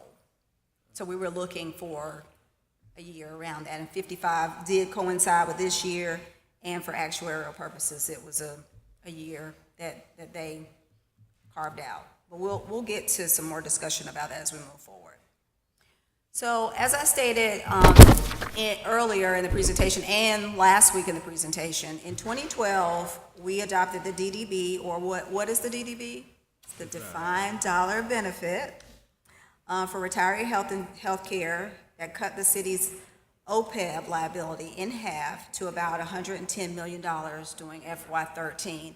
And again, that was done in an effort to try and contain those costs and contain that liability. So we set you all agreed upon a specific, or the council agreed upon a specific amount so that you could lock in or cap that liability for our retirees. So that was the whole purpose of creating the DDB, to set that number, so that number would move forward and be the consistent number that's used when calculating that liability. The issue that we have is that since FY17, the city has contributed more than the DDB amount as a result of not increasing retiree premiums and not making any plan design changes, and has resulted in an increase of liability to $380.9 million. So that's, one of the big issues that we're dealing with. So the question is, do we maintain the DDB or not? If yes, we're going to continue to cap that liability. If the answer to that is no, then that liability is going to continue to increase. And if we look at our next slide, if we maintain the DDB moving forward, if we don't maintain the DDB moving forward, then we're looking at 2 to 4 times our liability. Our liability is going to increase 2 to 4 times. So if we don't maintain the DDB, then we need to accept the projections of $1 billion liability by 2047. And we also need to let our credit rating agencies know that we don't have a DDB that we're honoring, because that makes a difference when we're looking at our credit ratings and our bond ratings and those types of things. So if we're not going to maintain that DDB, we need to stop saying we're going to maintain that DDB, because we're not doing it right now. So in order to maintain that DDB, we've got to take some action, right? So if we move to the next slide, if we decide that we're going to maintain that DDB, then you got to look at who's going to be impacted, whether it's going to be current, active, or future retirees, and what that's going to look like. So there is a possibility to increase the premiums. You all may remember in September, we gave you some projected increased premiums that were significantly higher than premiums currently are. But again, that was a projection as to how much we had to increase those premiums in order to maintain that DDB. So it meant that we would have to pass those costs over to the retirees to have a higher cost share. So that's why those premiums were significantly increased.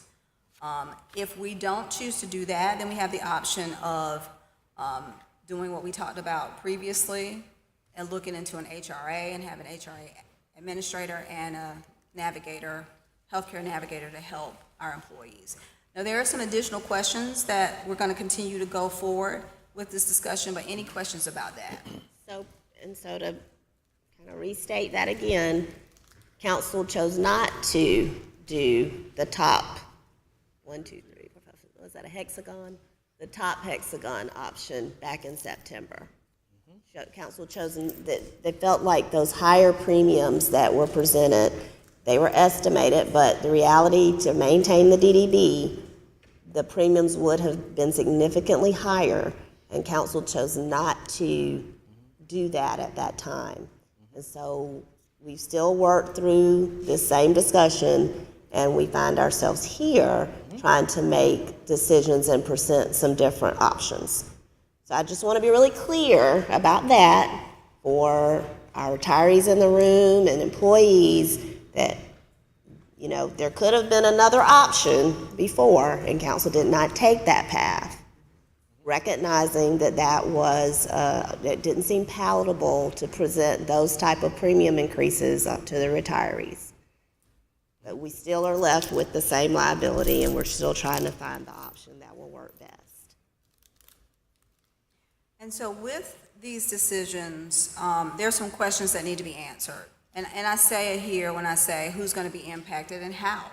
So those are some of the things we talked about last week. Those are some of the things that we need to continue to discuss going forward. So once the decision is made to maintain the DDB, which I hope when you guys vote on the budget today, you make that decision, but of course it is up to you whether you make that decision or not. We still are going to have to answer the following questions. And with these questions, I tried to list them all out so we could be very clear on what kind of questions we're looking at trying to answer. So some of our first questions are, with the current post-65 retirees, remember we do a 300 and a 225 DDB for them. Will they continue to receive the DDB? That's a question that needs to be answered. With the current post-65 retiree spouses, do we discontinue the DDB or the subsidy for them or not?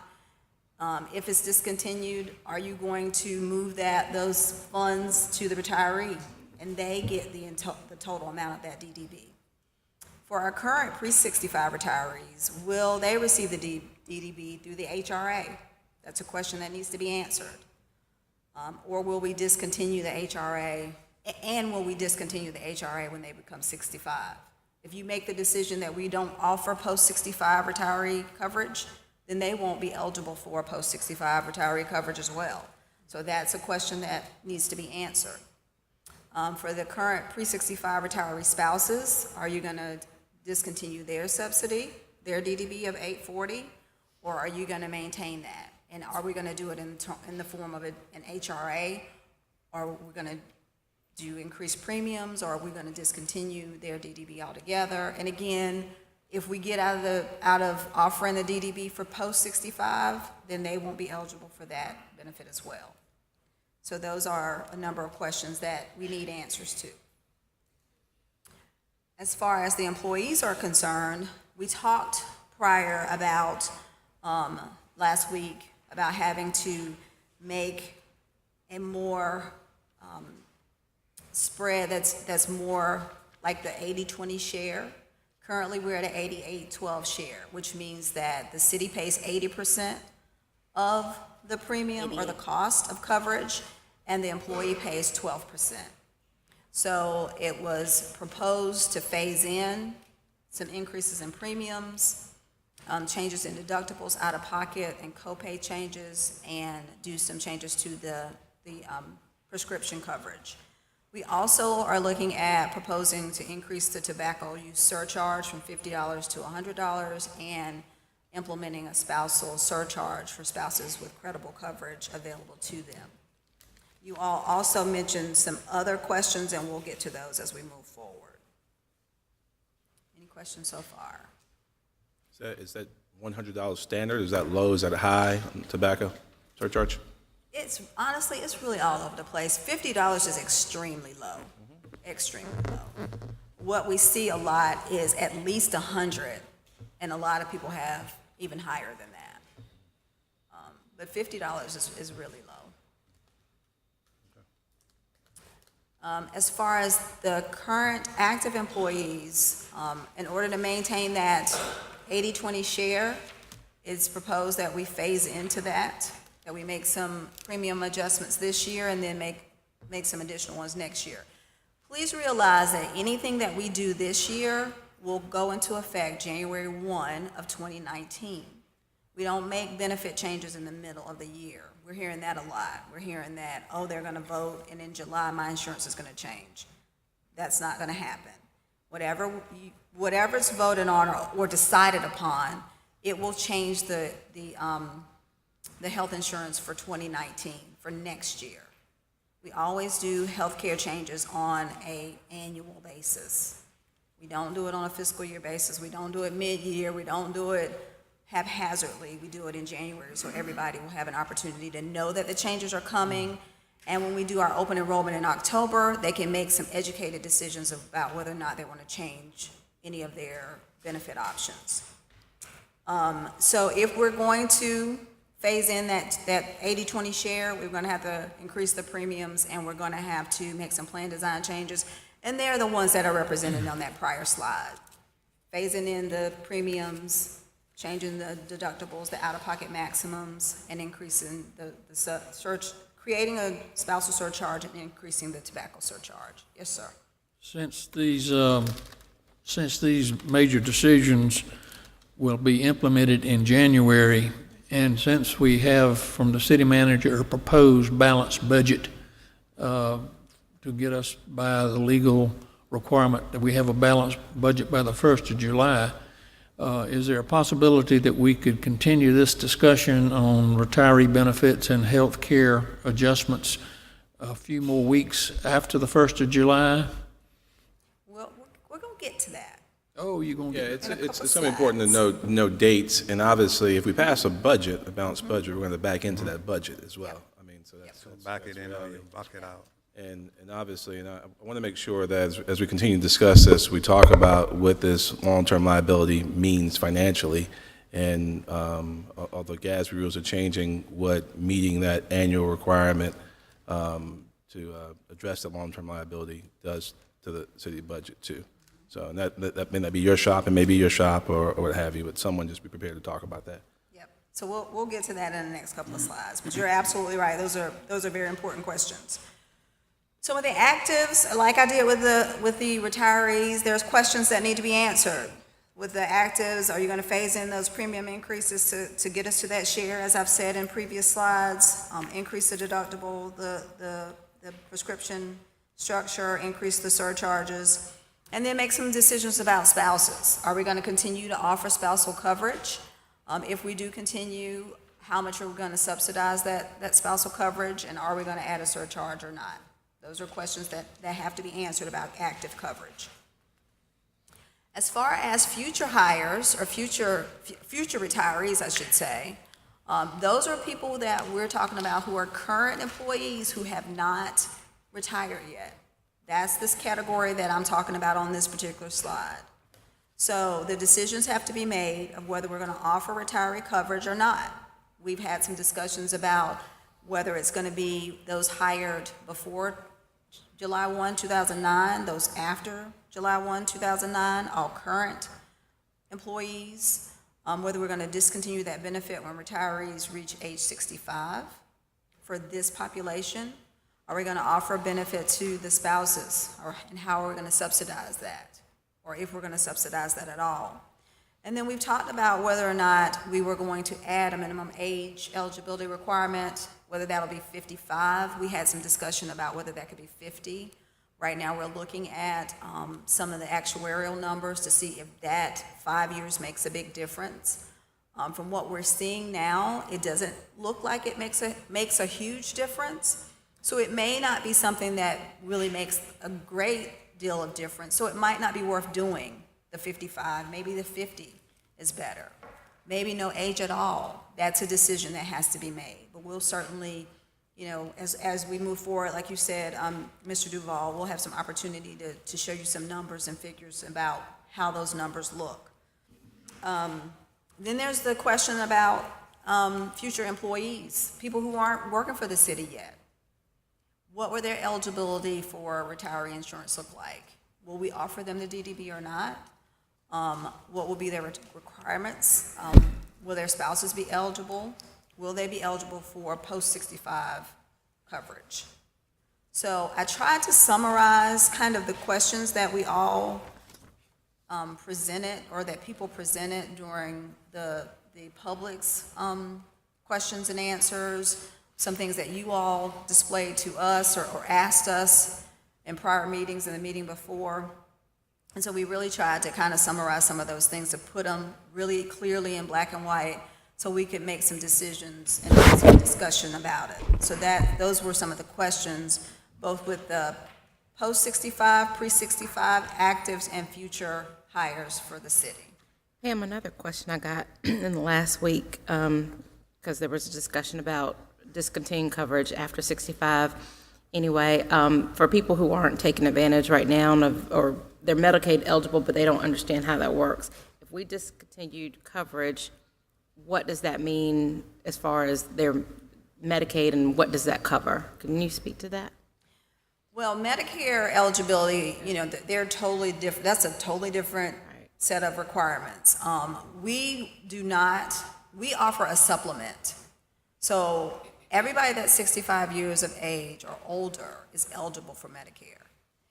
If they have any questions about that, there are lots of resources out there that can help them sign up for Medicare and be able to do that. They can go to the Social Security Administration, and there are other places they can go to sign up. But anybody, regardless of where they've worked, anything, whether they're retirement eligible or not, if they're 65, they're eligible for Medicare. So they would still have the opportunity to do that regardless of what we offer as our post-65 supplemental coverage.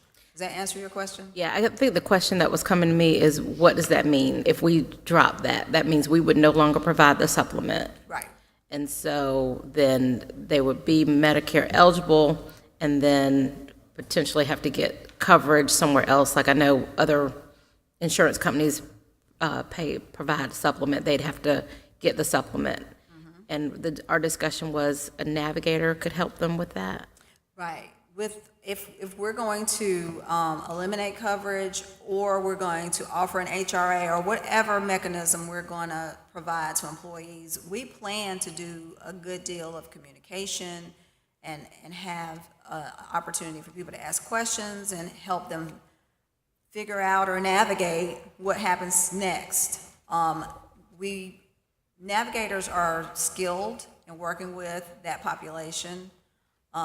They say, look in your medicine cabinet, give me all your medicine, let's talk about what you need, let's talk about what kind of health issues you have.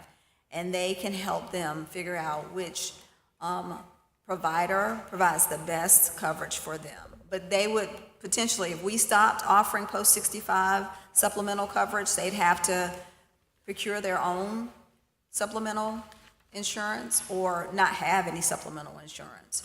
A lot of people do, because that cuts down on the cost that Medicare doesn't cover. And so you'll see most people have some type of supplemental plan.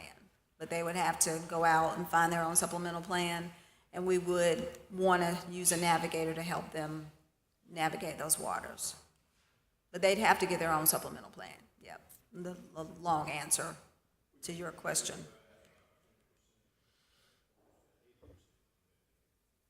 Typically. Yeah. It depends on the plan and how it's structured. Yes, sir. There are lots of supplemental Medicare plans out there. And it depends on how much they want to pay for it. It depends on what their needs are as to what will be the most beneficial to that particular post-65 retiree. So, some of the things that we always talk about when it comes to healthcare is how we all participate in the cost of our healthcare. Even us active employees and retirees, we have a part to play in how much our healthcare costs us.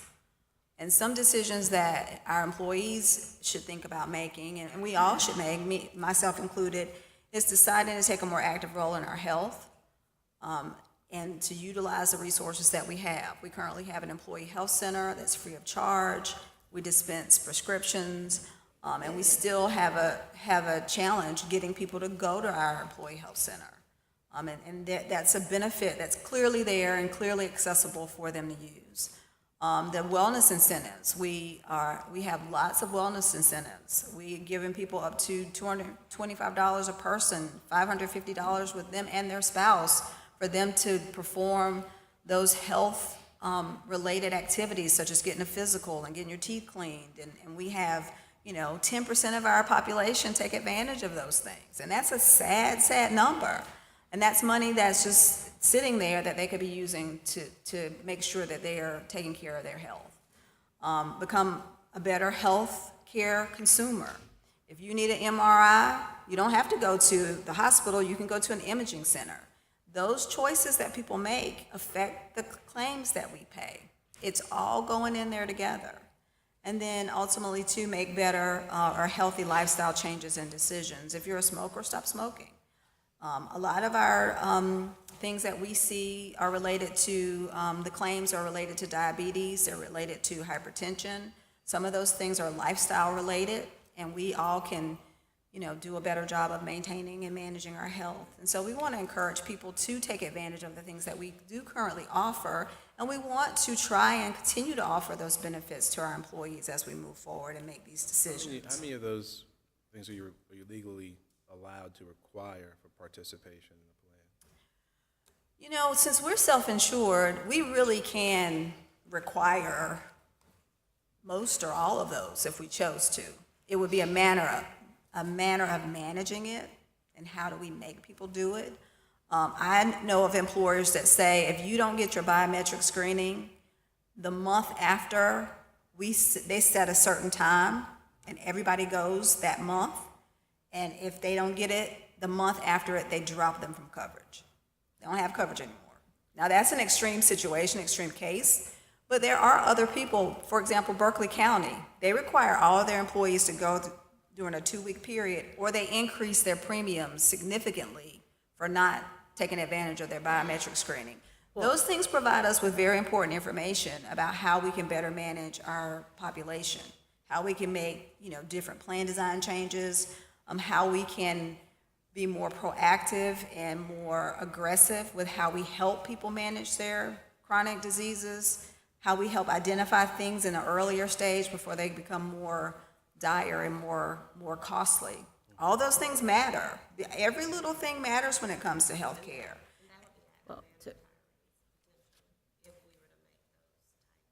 If we were to make it, we could do it for both actives and retirees. It's a little harder for retirees since they don't work with us currently now, but that's a potential change we could make.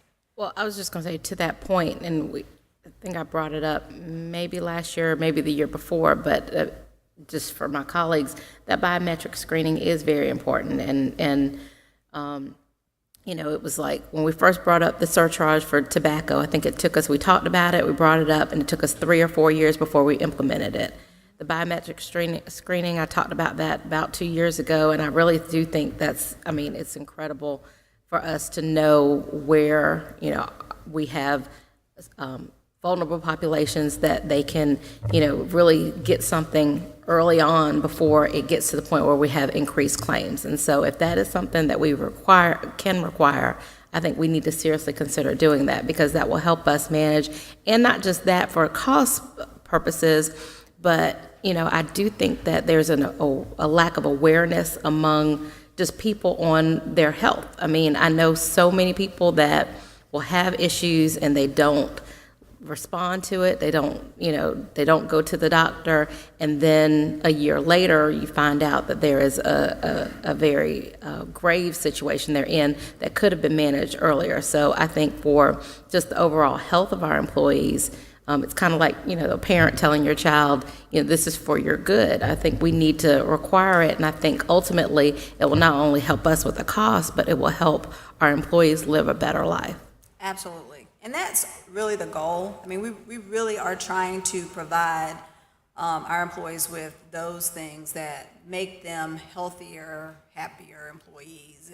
And that, of course, that does have a financial benefit to it, but it is very important. And, a lot of times, a couple of years ago, we looked at our numbers, and 80% of our employees never filed a claim at all.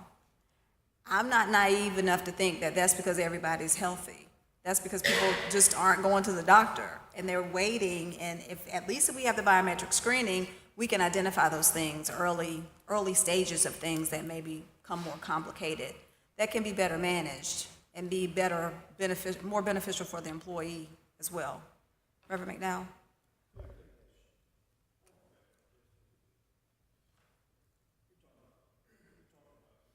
your mic on? Is your mic on, Reverend McDowell? Is your mic on? Sorry. It's on. It's on now. Yeah, it just I wasn't. just talked that loud. Huh? You're used to preaching, so you're used to Well, amplifying. I am used to preaching. Let the ushers come forward and we take up an offering. Amen. Pam, let me ask you a question. Medicare, 65 years old, you're eligible for that. How does it impact us if we provided supplemental insurance? Now, the city has done that in the past, I understand. Yes, sir, we currently do that. Currently do it. Yes, We'll continue to do that. if that's the decision that's made, All right. yes, sir. That's it. Yeah. That's what I need. Yeah, and that's one of the questions that I posed to you all, is whether or not that is something, that's a benefit you want to continue to offer. What's the impact, Pam, financially? Well, currently, again, we have a DDB for a defined dollar benefit for those individuals as well. It's $300 for the post-65 retiree and $225 for their spouse. So again, that amount could be adjusted. I will tell you that our supplemental plan is currently through United Healthcare, and based upon what we've negotiated currently, the retirees still have to pay a little over $200 in addition to what we supplement. So, we certainly look every year at renegotiating that plan for our post-65 retirees. The struggle we have is that group is a small group that has a high level of experience, meaning they have a high level of claims. And so it's a costly coverage to do as a group coverage. And so we have to, based on the mix of the population, the age, and like I said, the claims experience, we get the quotes that we can get. And sometimes it gets costly. And we have those post-65 retirees say, I could go out and get my own plan and it would be cheaper. And that is the case, because maybe we're paying a little bit more because maybe there's a person that's a little less well than they are, and they are balancing that in what they charge us in premiums for that coverage. So the decisions that you all have to make, of course, like I said, there are lots of questions that need to be answered. Today, you really need to decide whether or not you're going to maintain that DDB. Whether we use an HRA and who's eligible certainly can be determined at a later date. But you got to decide if you're going to continue to fund that DDB in its current state. That's how Missy has built the budget, is based on the current DDB of the $1130 per retiree and $840. Just those dollar amounts. If you want to change that distribution, we certainly can talk about that. And that's one of the questions we can discuss. You have to vote today, as Ms. Wilson said, for the first hearing of the budget. The decision on health care does not change the total amount of the budget that is being adopted, as long as you stick with that DDB that's in place now. But mind you, if you stick with that DDB, we got to make some other decisions, because that is not covering the total amount of the cost, and that will not address the total liability that we are dealing with. So we have to answer those other questions and make those other decisions in order to be able to do those things. If we're looking at trying to make some more decisions on June 19th, and we don't have to make them that day either, but the longer we delay, the less time we have to communicate with people, the less time we have to hire a navigator, the less time we have to do all the things that we need to do. So the quicker we can make this decision, the better. We certainly want to be thoughtful and strategic about it, but we do need to move forward and make decisions. And it helps because there's a lot of miscommunication and a lot of confusion and a lot of concern. And so the sooner we make the decisions, the quicker somebody can make some life decisions. And what does maintaining and adhering to the DDB mean for a long-term actuarial liability? What does that number become? $100 billion if you don't. I mean, $1 billion if you don't. $1 billion $1 if you billion don't. if you don't. 100 billion would be a little bit I more. appreciate the answer, but that wasn't my question. My question was, is if we if we maintain adhere the to it, DDB. if we maintain it, Yeah, if we maintain it and adhere to it. If we adhere to it. Hold on one second. No, the $1 billion is, by 2047 is clear, what the potential is if we don't do something. Hold on, let me find my number.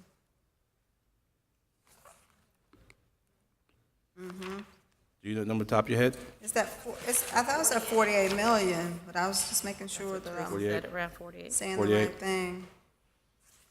Jeff and Missy certainly can. Why don't you go ahead while you guys search for the answer. You keep on going, Pam. Pam, in addition to the other information as we're making these decisions, I know we talked a little bit last week about the spousal surcharge and what that amount would be, and I think there was a consensus that even the amount that was thrown out might be low. So do you have any backup on that so we can make a informed decision on what the appropriate spousal surcharge, if we go that direction, should be, so that at least kind of recoups some of the money that we pay out? We looked last time when Aon was making some recommendations to us, we looked at $100 per month to be added to that, to whatever That's what you premiums, suggested. whether that be employee spouse or full family. We certainly can look at that a little bit more. That was just their projections, and they gave us, what. So that 100, because, well, I guess that question came up last week when y'all recommended that, but I also couldn't necessarily hear all the time on the phone. But so that $100 actually came as a recommendation from the consultant? Yes. Okay. Yeah. Okay. And they gave us some financial implications if we did the $100. Of course, if we made it more than that, and you made a good point last week, is that $100 really significant enough? It may be that people don't mind paying that $100, and it doesn't move people to go out and get coverage that they already have access to, and makes them continue to stay on our coverage. But we did get that projected recommendation from Aon. Yes, please. Jeff, you got an answer?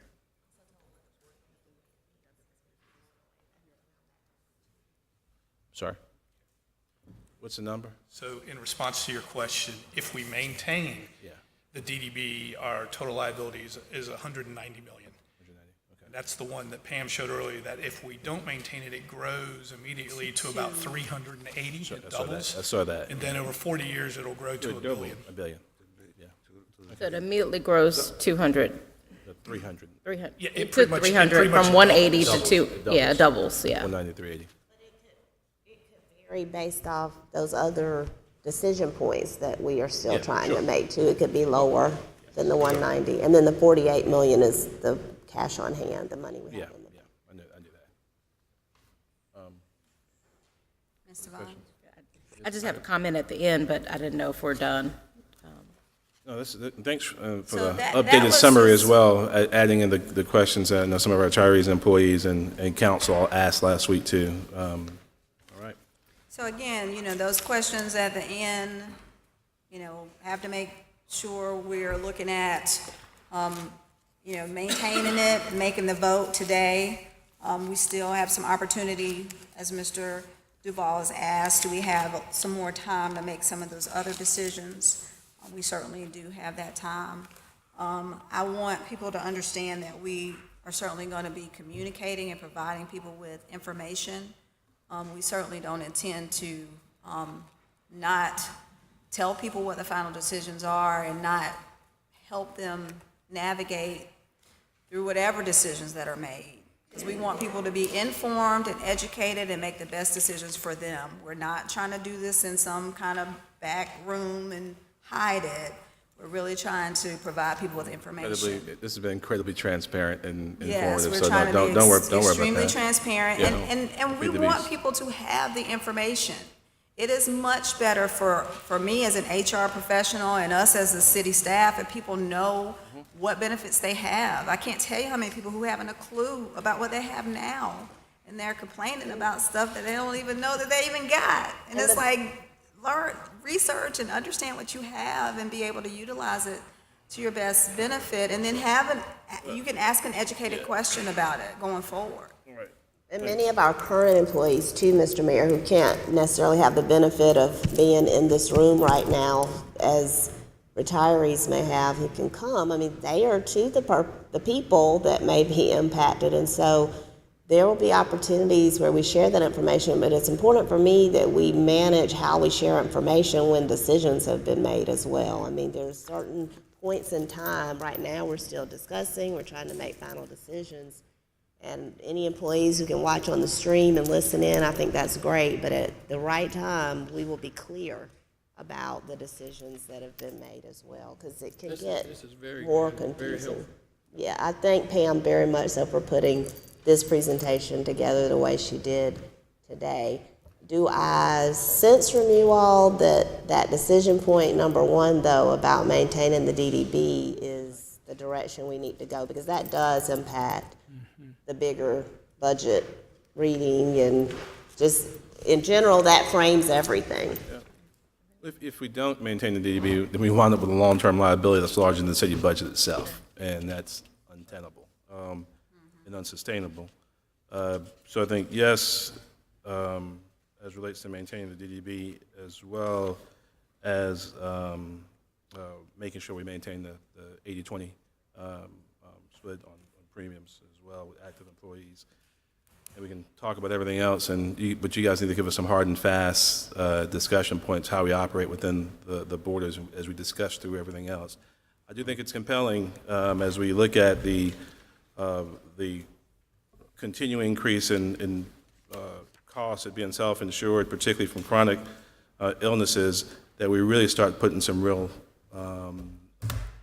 sticks, less carrots. Yeah, I mean, we got to. It's just not sustainable. We got to make sure we hold the line and ensure that our people are healthier, which includes all of us, I might add. That's why y'all have vegan dinner tonight. Thank you. Oh, really? Y'all will enjoy it. Didn't know that.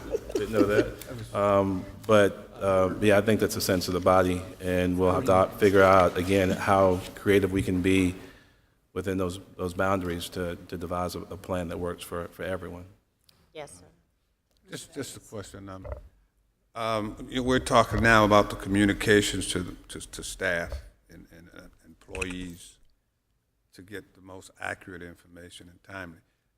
Are we doing anything differently now during our discussions to communicate and inform employees where we are now? We have not sent out anything, other than the presentations that have been attached to the agendas and to the information that you all have discussed. We have not done anything more specific than that. And as Ms. Wilson has said, we talked to department heads about it just so they could have some information, and just so we could give them an opportunity to hear it firsthand. But we certainly want to be able to provide our employees with as much accurate and current information as possible. What my intentions were with Ms. Wilson's approval is to send out the presentation that was done today to staff so that they will have a copy of it. Again, it's it'll be attached to the minutes of the meeting, but certainly want to make sure that they have an opportunity to see it as well. And so we'll be attaching it and sending it out so that they'll have the opportunity to see it if Ms. Wilson's is good with that. But again, there are decisions that have to be made. Yeah, so, right. We will do that. Employees can come sit and talk with me and Pam individually. I mean, we will do that.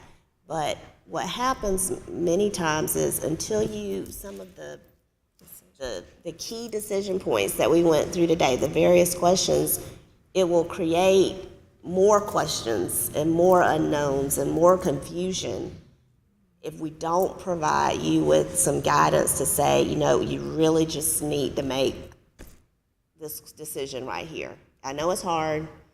We surely don't take it lightly, but the decisions have to be made. And the longer we wait to make them, that's where the confusion continues.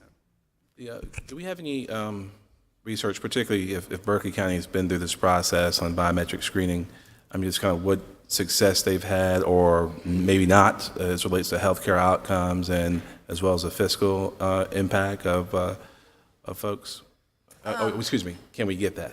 Can we please? I was going to say, Yeah. I've spoken Can to we them get that? anecdotally about it, but I'm certain that they expressed that they would share, any feedback or any data they have related to that.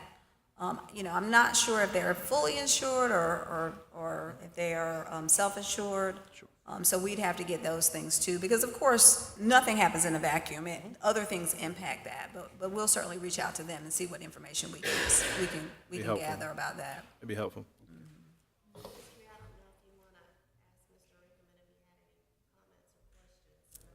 I know he's on mute. Daniel, you still there? I can kind of hear something. He may have. Well, Yeah, there he is.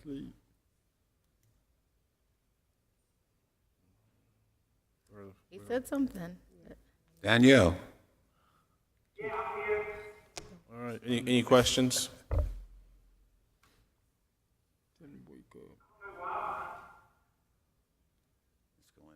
He's going in and out. Repeat it. We hear you. You actually are answering. We can hear you.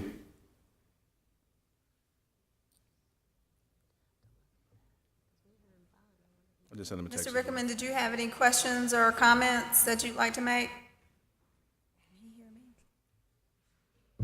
Goodbye. Mr. Vaughn, did you? Well, I just was going to make a comment. Last week I was at the Women in Municipal Government summer meeting, and so we had healthcare was one of our sessions.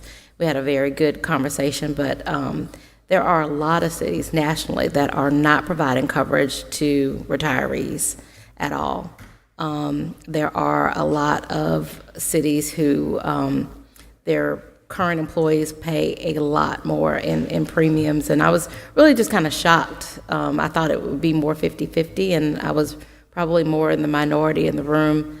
And then the other thing that shocked me, Mr. Mayor, is a lot of the elected officials knew nothing about GASB when I mentioned GASB, so it tells me that they're not participating, or at least they're not knowledgeable about that impact on them, and I was really kind of surprised on that. But I say that to say everyone's having these discussions. It's not easy, but it has to be discussed. But I think that really the long-term impact on our employees' wellness should be our prevailing priority. And I think if we keep that focus, then ultimately I think the cost will be in line as well. Mm-hmm. Yeah, absolutely. Mr. Rickman said he's some additional requests he made last week, additional information. He's still waiting on some of that information. Can he hear me? No, you can't hear you. I'm texting him. So. Just text him, say, Okay. we'll provide. Okay. All He right. had some specific questions. Okay. All right. Thank you, Ms. Benjamin. Thank you, Ms. Benjamin. Great job. Mr. Mayor, at this point, I'm not sure if you were entertaining any other comments, questions. Dick, I know you guys are here. Is there anyone else who wanted to add any input on? There's a little more information than last week. And we're going to keep on churning it out and keep the dialogue going. And as Mr. Duval suggested, we'll keep talking about how we operate within those lines. And some of you, Ms. Devine, referenced the GASB rules that some of you are very familiar with, some may not be as familiar with. But as we look at the long-term costs of providing medical and dental benefits, non-pension related benefits, we have to set aside every year a certain amount of money to cover that long-term actuarial liability. Your city has been a whole lot more responsible than some cities around the country, as Ms. Devine mentioned. And as a result, a lot of the cities are going to see some really, really challenging days ahead. They're going to see their bond ratings drop precipitously. They're going to see actually non-pension-related liabilities probably climb to greater than their pension-related liabilities. The amount of money we have to set aside every year to meet that long-term liability, which if we're able to get this done successfully, will stick at about $180 million. If we don't do anything, it will grow to 2 times that. And if we continue on this path, it will be projected to be about $1 billion in 2047, and it's just unsustainable. We're going to wind up being a health insurance company without any other ability to provide any other services. So we've got to figure out how we continue staying focused on employee health, focused on retiree health, and at the very same time having a sustainable health insurance, a benefits program that we can just meet the needs of our employees and our retirees. Now, between those 2 lines, there's a whole lot of different considerations that Ms. Benjamin raised that each of the council members raised, the different areas of their concern, whether our focus ought to be simply on employees or spouses or retirees and retirees and dependents, what we do about supplemental coverage, how we handle all these issues. But we're going to have to figure out how we do whatever we do within those lines that allow us to have fiscal sustainability. It's not easy. And there's been every effort, I think, this year, and staff has done a good job. And as you all know, we kicked the can down the road to allow for more research, more dialogue, more conversation, and we'll keep doing that over the next several months as we work out the final points of this plan. What does seem to be clear, maybe partially because of some of the silence in the room and some of the points raised, is that I think we're going to have to start really pushing everyone to continue using the Employee Health Center, to really start taking advantage of some of the wellness initiatives, to try and make sure we all become a bit healthier. And that's council, that's staff and retirees, because those chronic costs as a self-insured entity are just out of control. And we got to figure out how we get our arms wrapped around it. We do this every couple of years, which makes no one happy, but we're required to do this every couple of years. We got to go back and look at it every couple of years, and it's never fun. I think we probably do as good a job as you can possibly do in these difficult situations, and we have to adjust to these shifting sands as we do every couple of years. As Ms. Devine mentioned, some policymakers aren't even talking about these issues, and I would tell you they have massive growing long-term liabilities that will be impossible in their respective cities and states, from Illinois and Texas to Pennsylvania, to get out from under at some date in the probably not too distant future. We can't put Columbia in that position. We will wind up having robust health, medical and dental benefits without being able just to cover basic services. And that's just not where we want to be, and I don't believe that's where any of us in this room want to be. So if anyone has who didn't speak, or if you did speak, you have something to add as on point. If there's a question, let's make it a question. If there's a statement, well, again, last week we did it. We normally don't have Q&A at work session, but I thought it was actually incredibly edifying and informative. So if someone has something else to add, there will be a continuing conversation as to what the plan looks like, and we look forward to your continued engagement there. You sure can. Roland, introduce yourself for the benefit of those who are not in the room. Good afternoon, Mr. Mayor, members of City Council. My name is Roland Smallwood. I'm one of your retirees. I heard about this by chance. I didn't know about it. Somebody called me and told me that City Council were going to be discussing something that had to do with the insurance of retirees and, of course, current employees. I don't stand here to minimize the importance of what you ladies and gentlemen have on your plate. I must tell you, after working for the city for a number of years, you have a yeoman's job in front of you. I don't envy you. I don't want to be sitting in your spot right now, because I know how tough making this kind of decision can be. Neither do I stand here to trivialize what staff have done. I think they've done a wonderful job. It's a hard thing to do, but I simply stand here to say, please, listen or take into consideration the request of Mr. Duval right now. Because you see, it is in discussion that we may be able to come up with something that somebody is not thinking about. And to start thinking about taking a vote now as to what you do with this because of the time restraint that's on it. If there's any time that you all have that you all can discuss this even further, please, by all means, use that time to discuss it further. Secondly, some of us are here. We may not be working anymore. We may not look as old as we are. I'm 70 years old. 70. I go to the doctor 3 times a year. I take no medication. So I want to know from HR,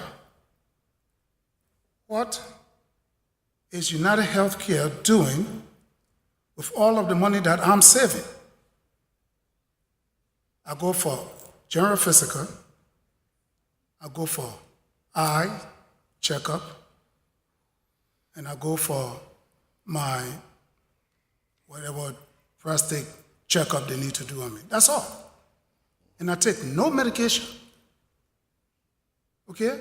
So, if somebody like me, who's 70 years of age, sees the doctors 3 times a year, and as a matter of fact, I've only seen the doctor 2 times this year because all of last year, or most of last year, I was out of state working for FEMA in Florida. What's happening to all of the money that somebody like me saving to my supplementary insurance? Is that your last question? Please. Last question, Ro? Okay, thank you, Ro. And you'll take that into consideration and let us know the next time. No, thank you. Or some of us can give some suggestions. No, absolutely. Incredibly valuable counsel from our retirees. I think we already agreed that we would take Mr. Duval's advice under consideration, that we're going to have additional dialogue. I'd also suggest, just as an answer to your question, Rolla, that you are not atypical. That everyone isn't gone 3 times a year, including people who are half your age, I might add. I'm not half your age. I just pointed at myself. But I mean, so everyone's different, and as a result, I mean, that's kind of the nature of insurance. We take care of each other, and that's what we're trying to do. But we're going to have continued dialogue, and if you got some other ideas, we'd love to hear. Love to hear them. Yes, sir. Hi, my name is Jeff Dickey. I'm a retired police officer, and I think, Ms. Benjamin, this presentation was much better than the last one. It had much more information in it. The big uproar from the law enforcement and the fire side was the magic 55 number. And also, at the last meeting, we were told we were under the rule of 90, which we knew we were not. But we were told that all state retirement was under the rule of 90. So I think the big thing, and it's not for me because I'm retired, but for the firefighters and the police officers, they meet state eligibility at 47 or 48, and it's the 55 number that was really the problem that caused the uproar. I don't think it was miscommunication. I don't think it was misunderstanding, and I highly encourage you to send that out to them. The presentation you did was much more beneficial. And it tells them, because we know you got to make decisions, and you could have, and the thing is, things have to change, but it's changed on somebody that started working here 30 years ago and was promised a lot more than we got now. Because 30 years ago, even 20 years ago, we were promised free for life if you met these requirements. And when you change, I think the change needs to be geared more towards the future, because those people were not promised the same things we were. People that started 30 years ago, and I started in 1988, were told, you meet these requirements, free insurance for life. when you started charging, everybody's like, yeah, it's still really cheap and it's really good. And I tell everybody, our insurance is better than anybody's. I don't know anybody that's got insurance as close as good as ours.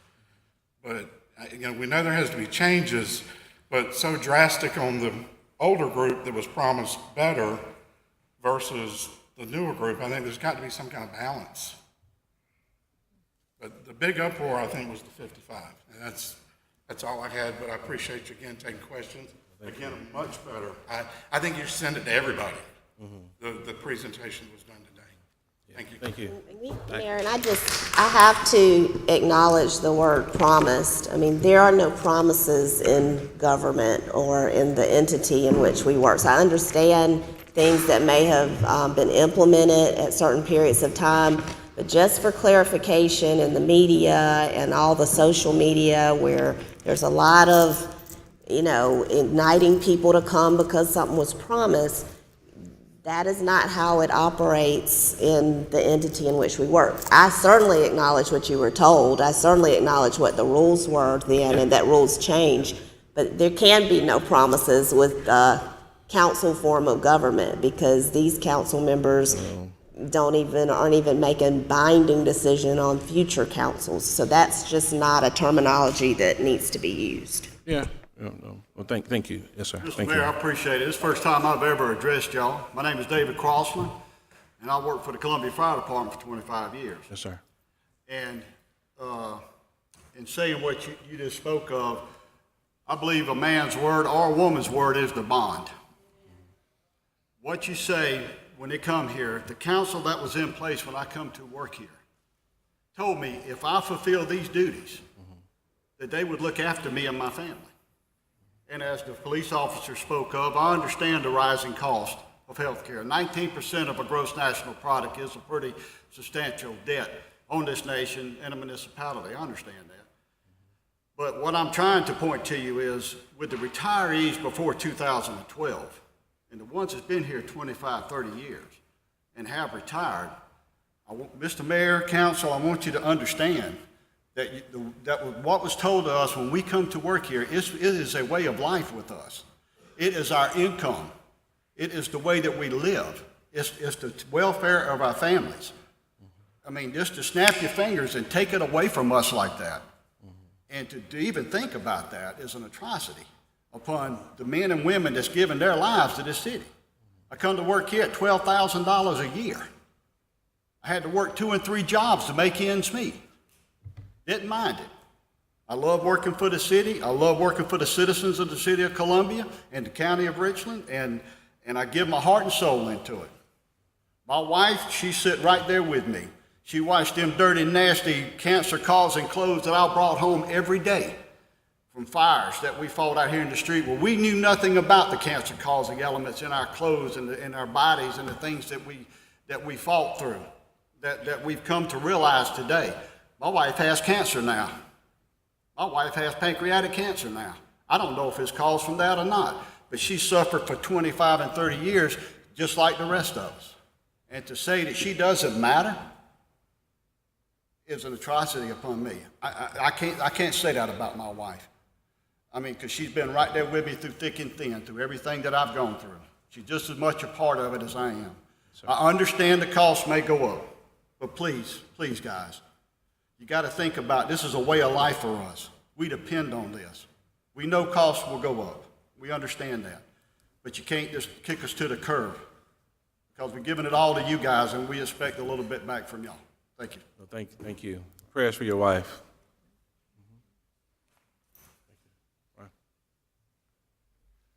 Hello, my name is Jacob Eller. I'm the president of the Columbia Firefighters Association. I represent not only our active firefighters, but our retirees. And it's by nature of the job that we also work with several divisions within the city. The one thing that I really enjoyed hearing was the part about communication and having an open lines of communication with all the employees, because a lot of people didn't know that these work sessions were happening. So I appreciate that, and we're going to disseminate information as well. The other thing is the wellness incentive.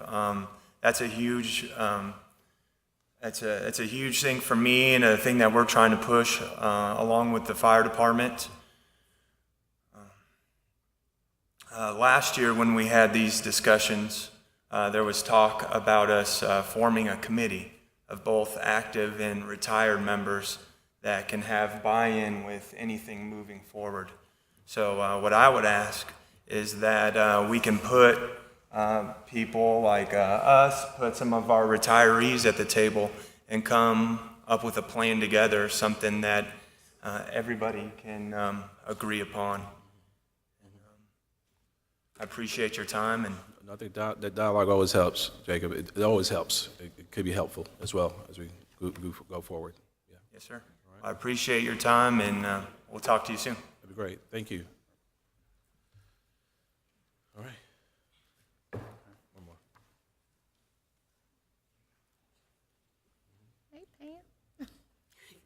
Mayor and Council, I used to be city clerk, but then I've retired. And none of you were here in '89 when I was hired. I was hired making $14,000 a year. The city saved money by paying us lower wages, providing us with insurance. By doing so, that didn't add to our state retirement. So now when we have to pay for our insurance, we're paying it out of our state retirement that is lower than if we would have paid what normal wages in the private sector were paid at that time. So it's taken money away from us that the city saved in the long run. And we were told we'd have insurance when we retired. So I think you need to consider the promises made to the employees at the time they were hired. If you want to change that at a certain date, I have no problem with that. You should stay your commitment, or the commitment that was given to us at the time we were hired. And I appreciate your time. Thank you. Appreciate your time. Thank you. All right.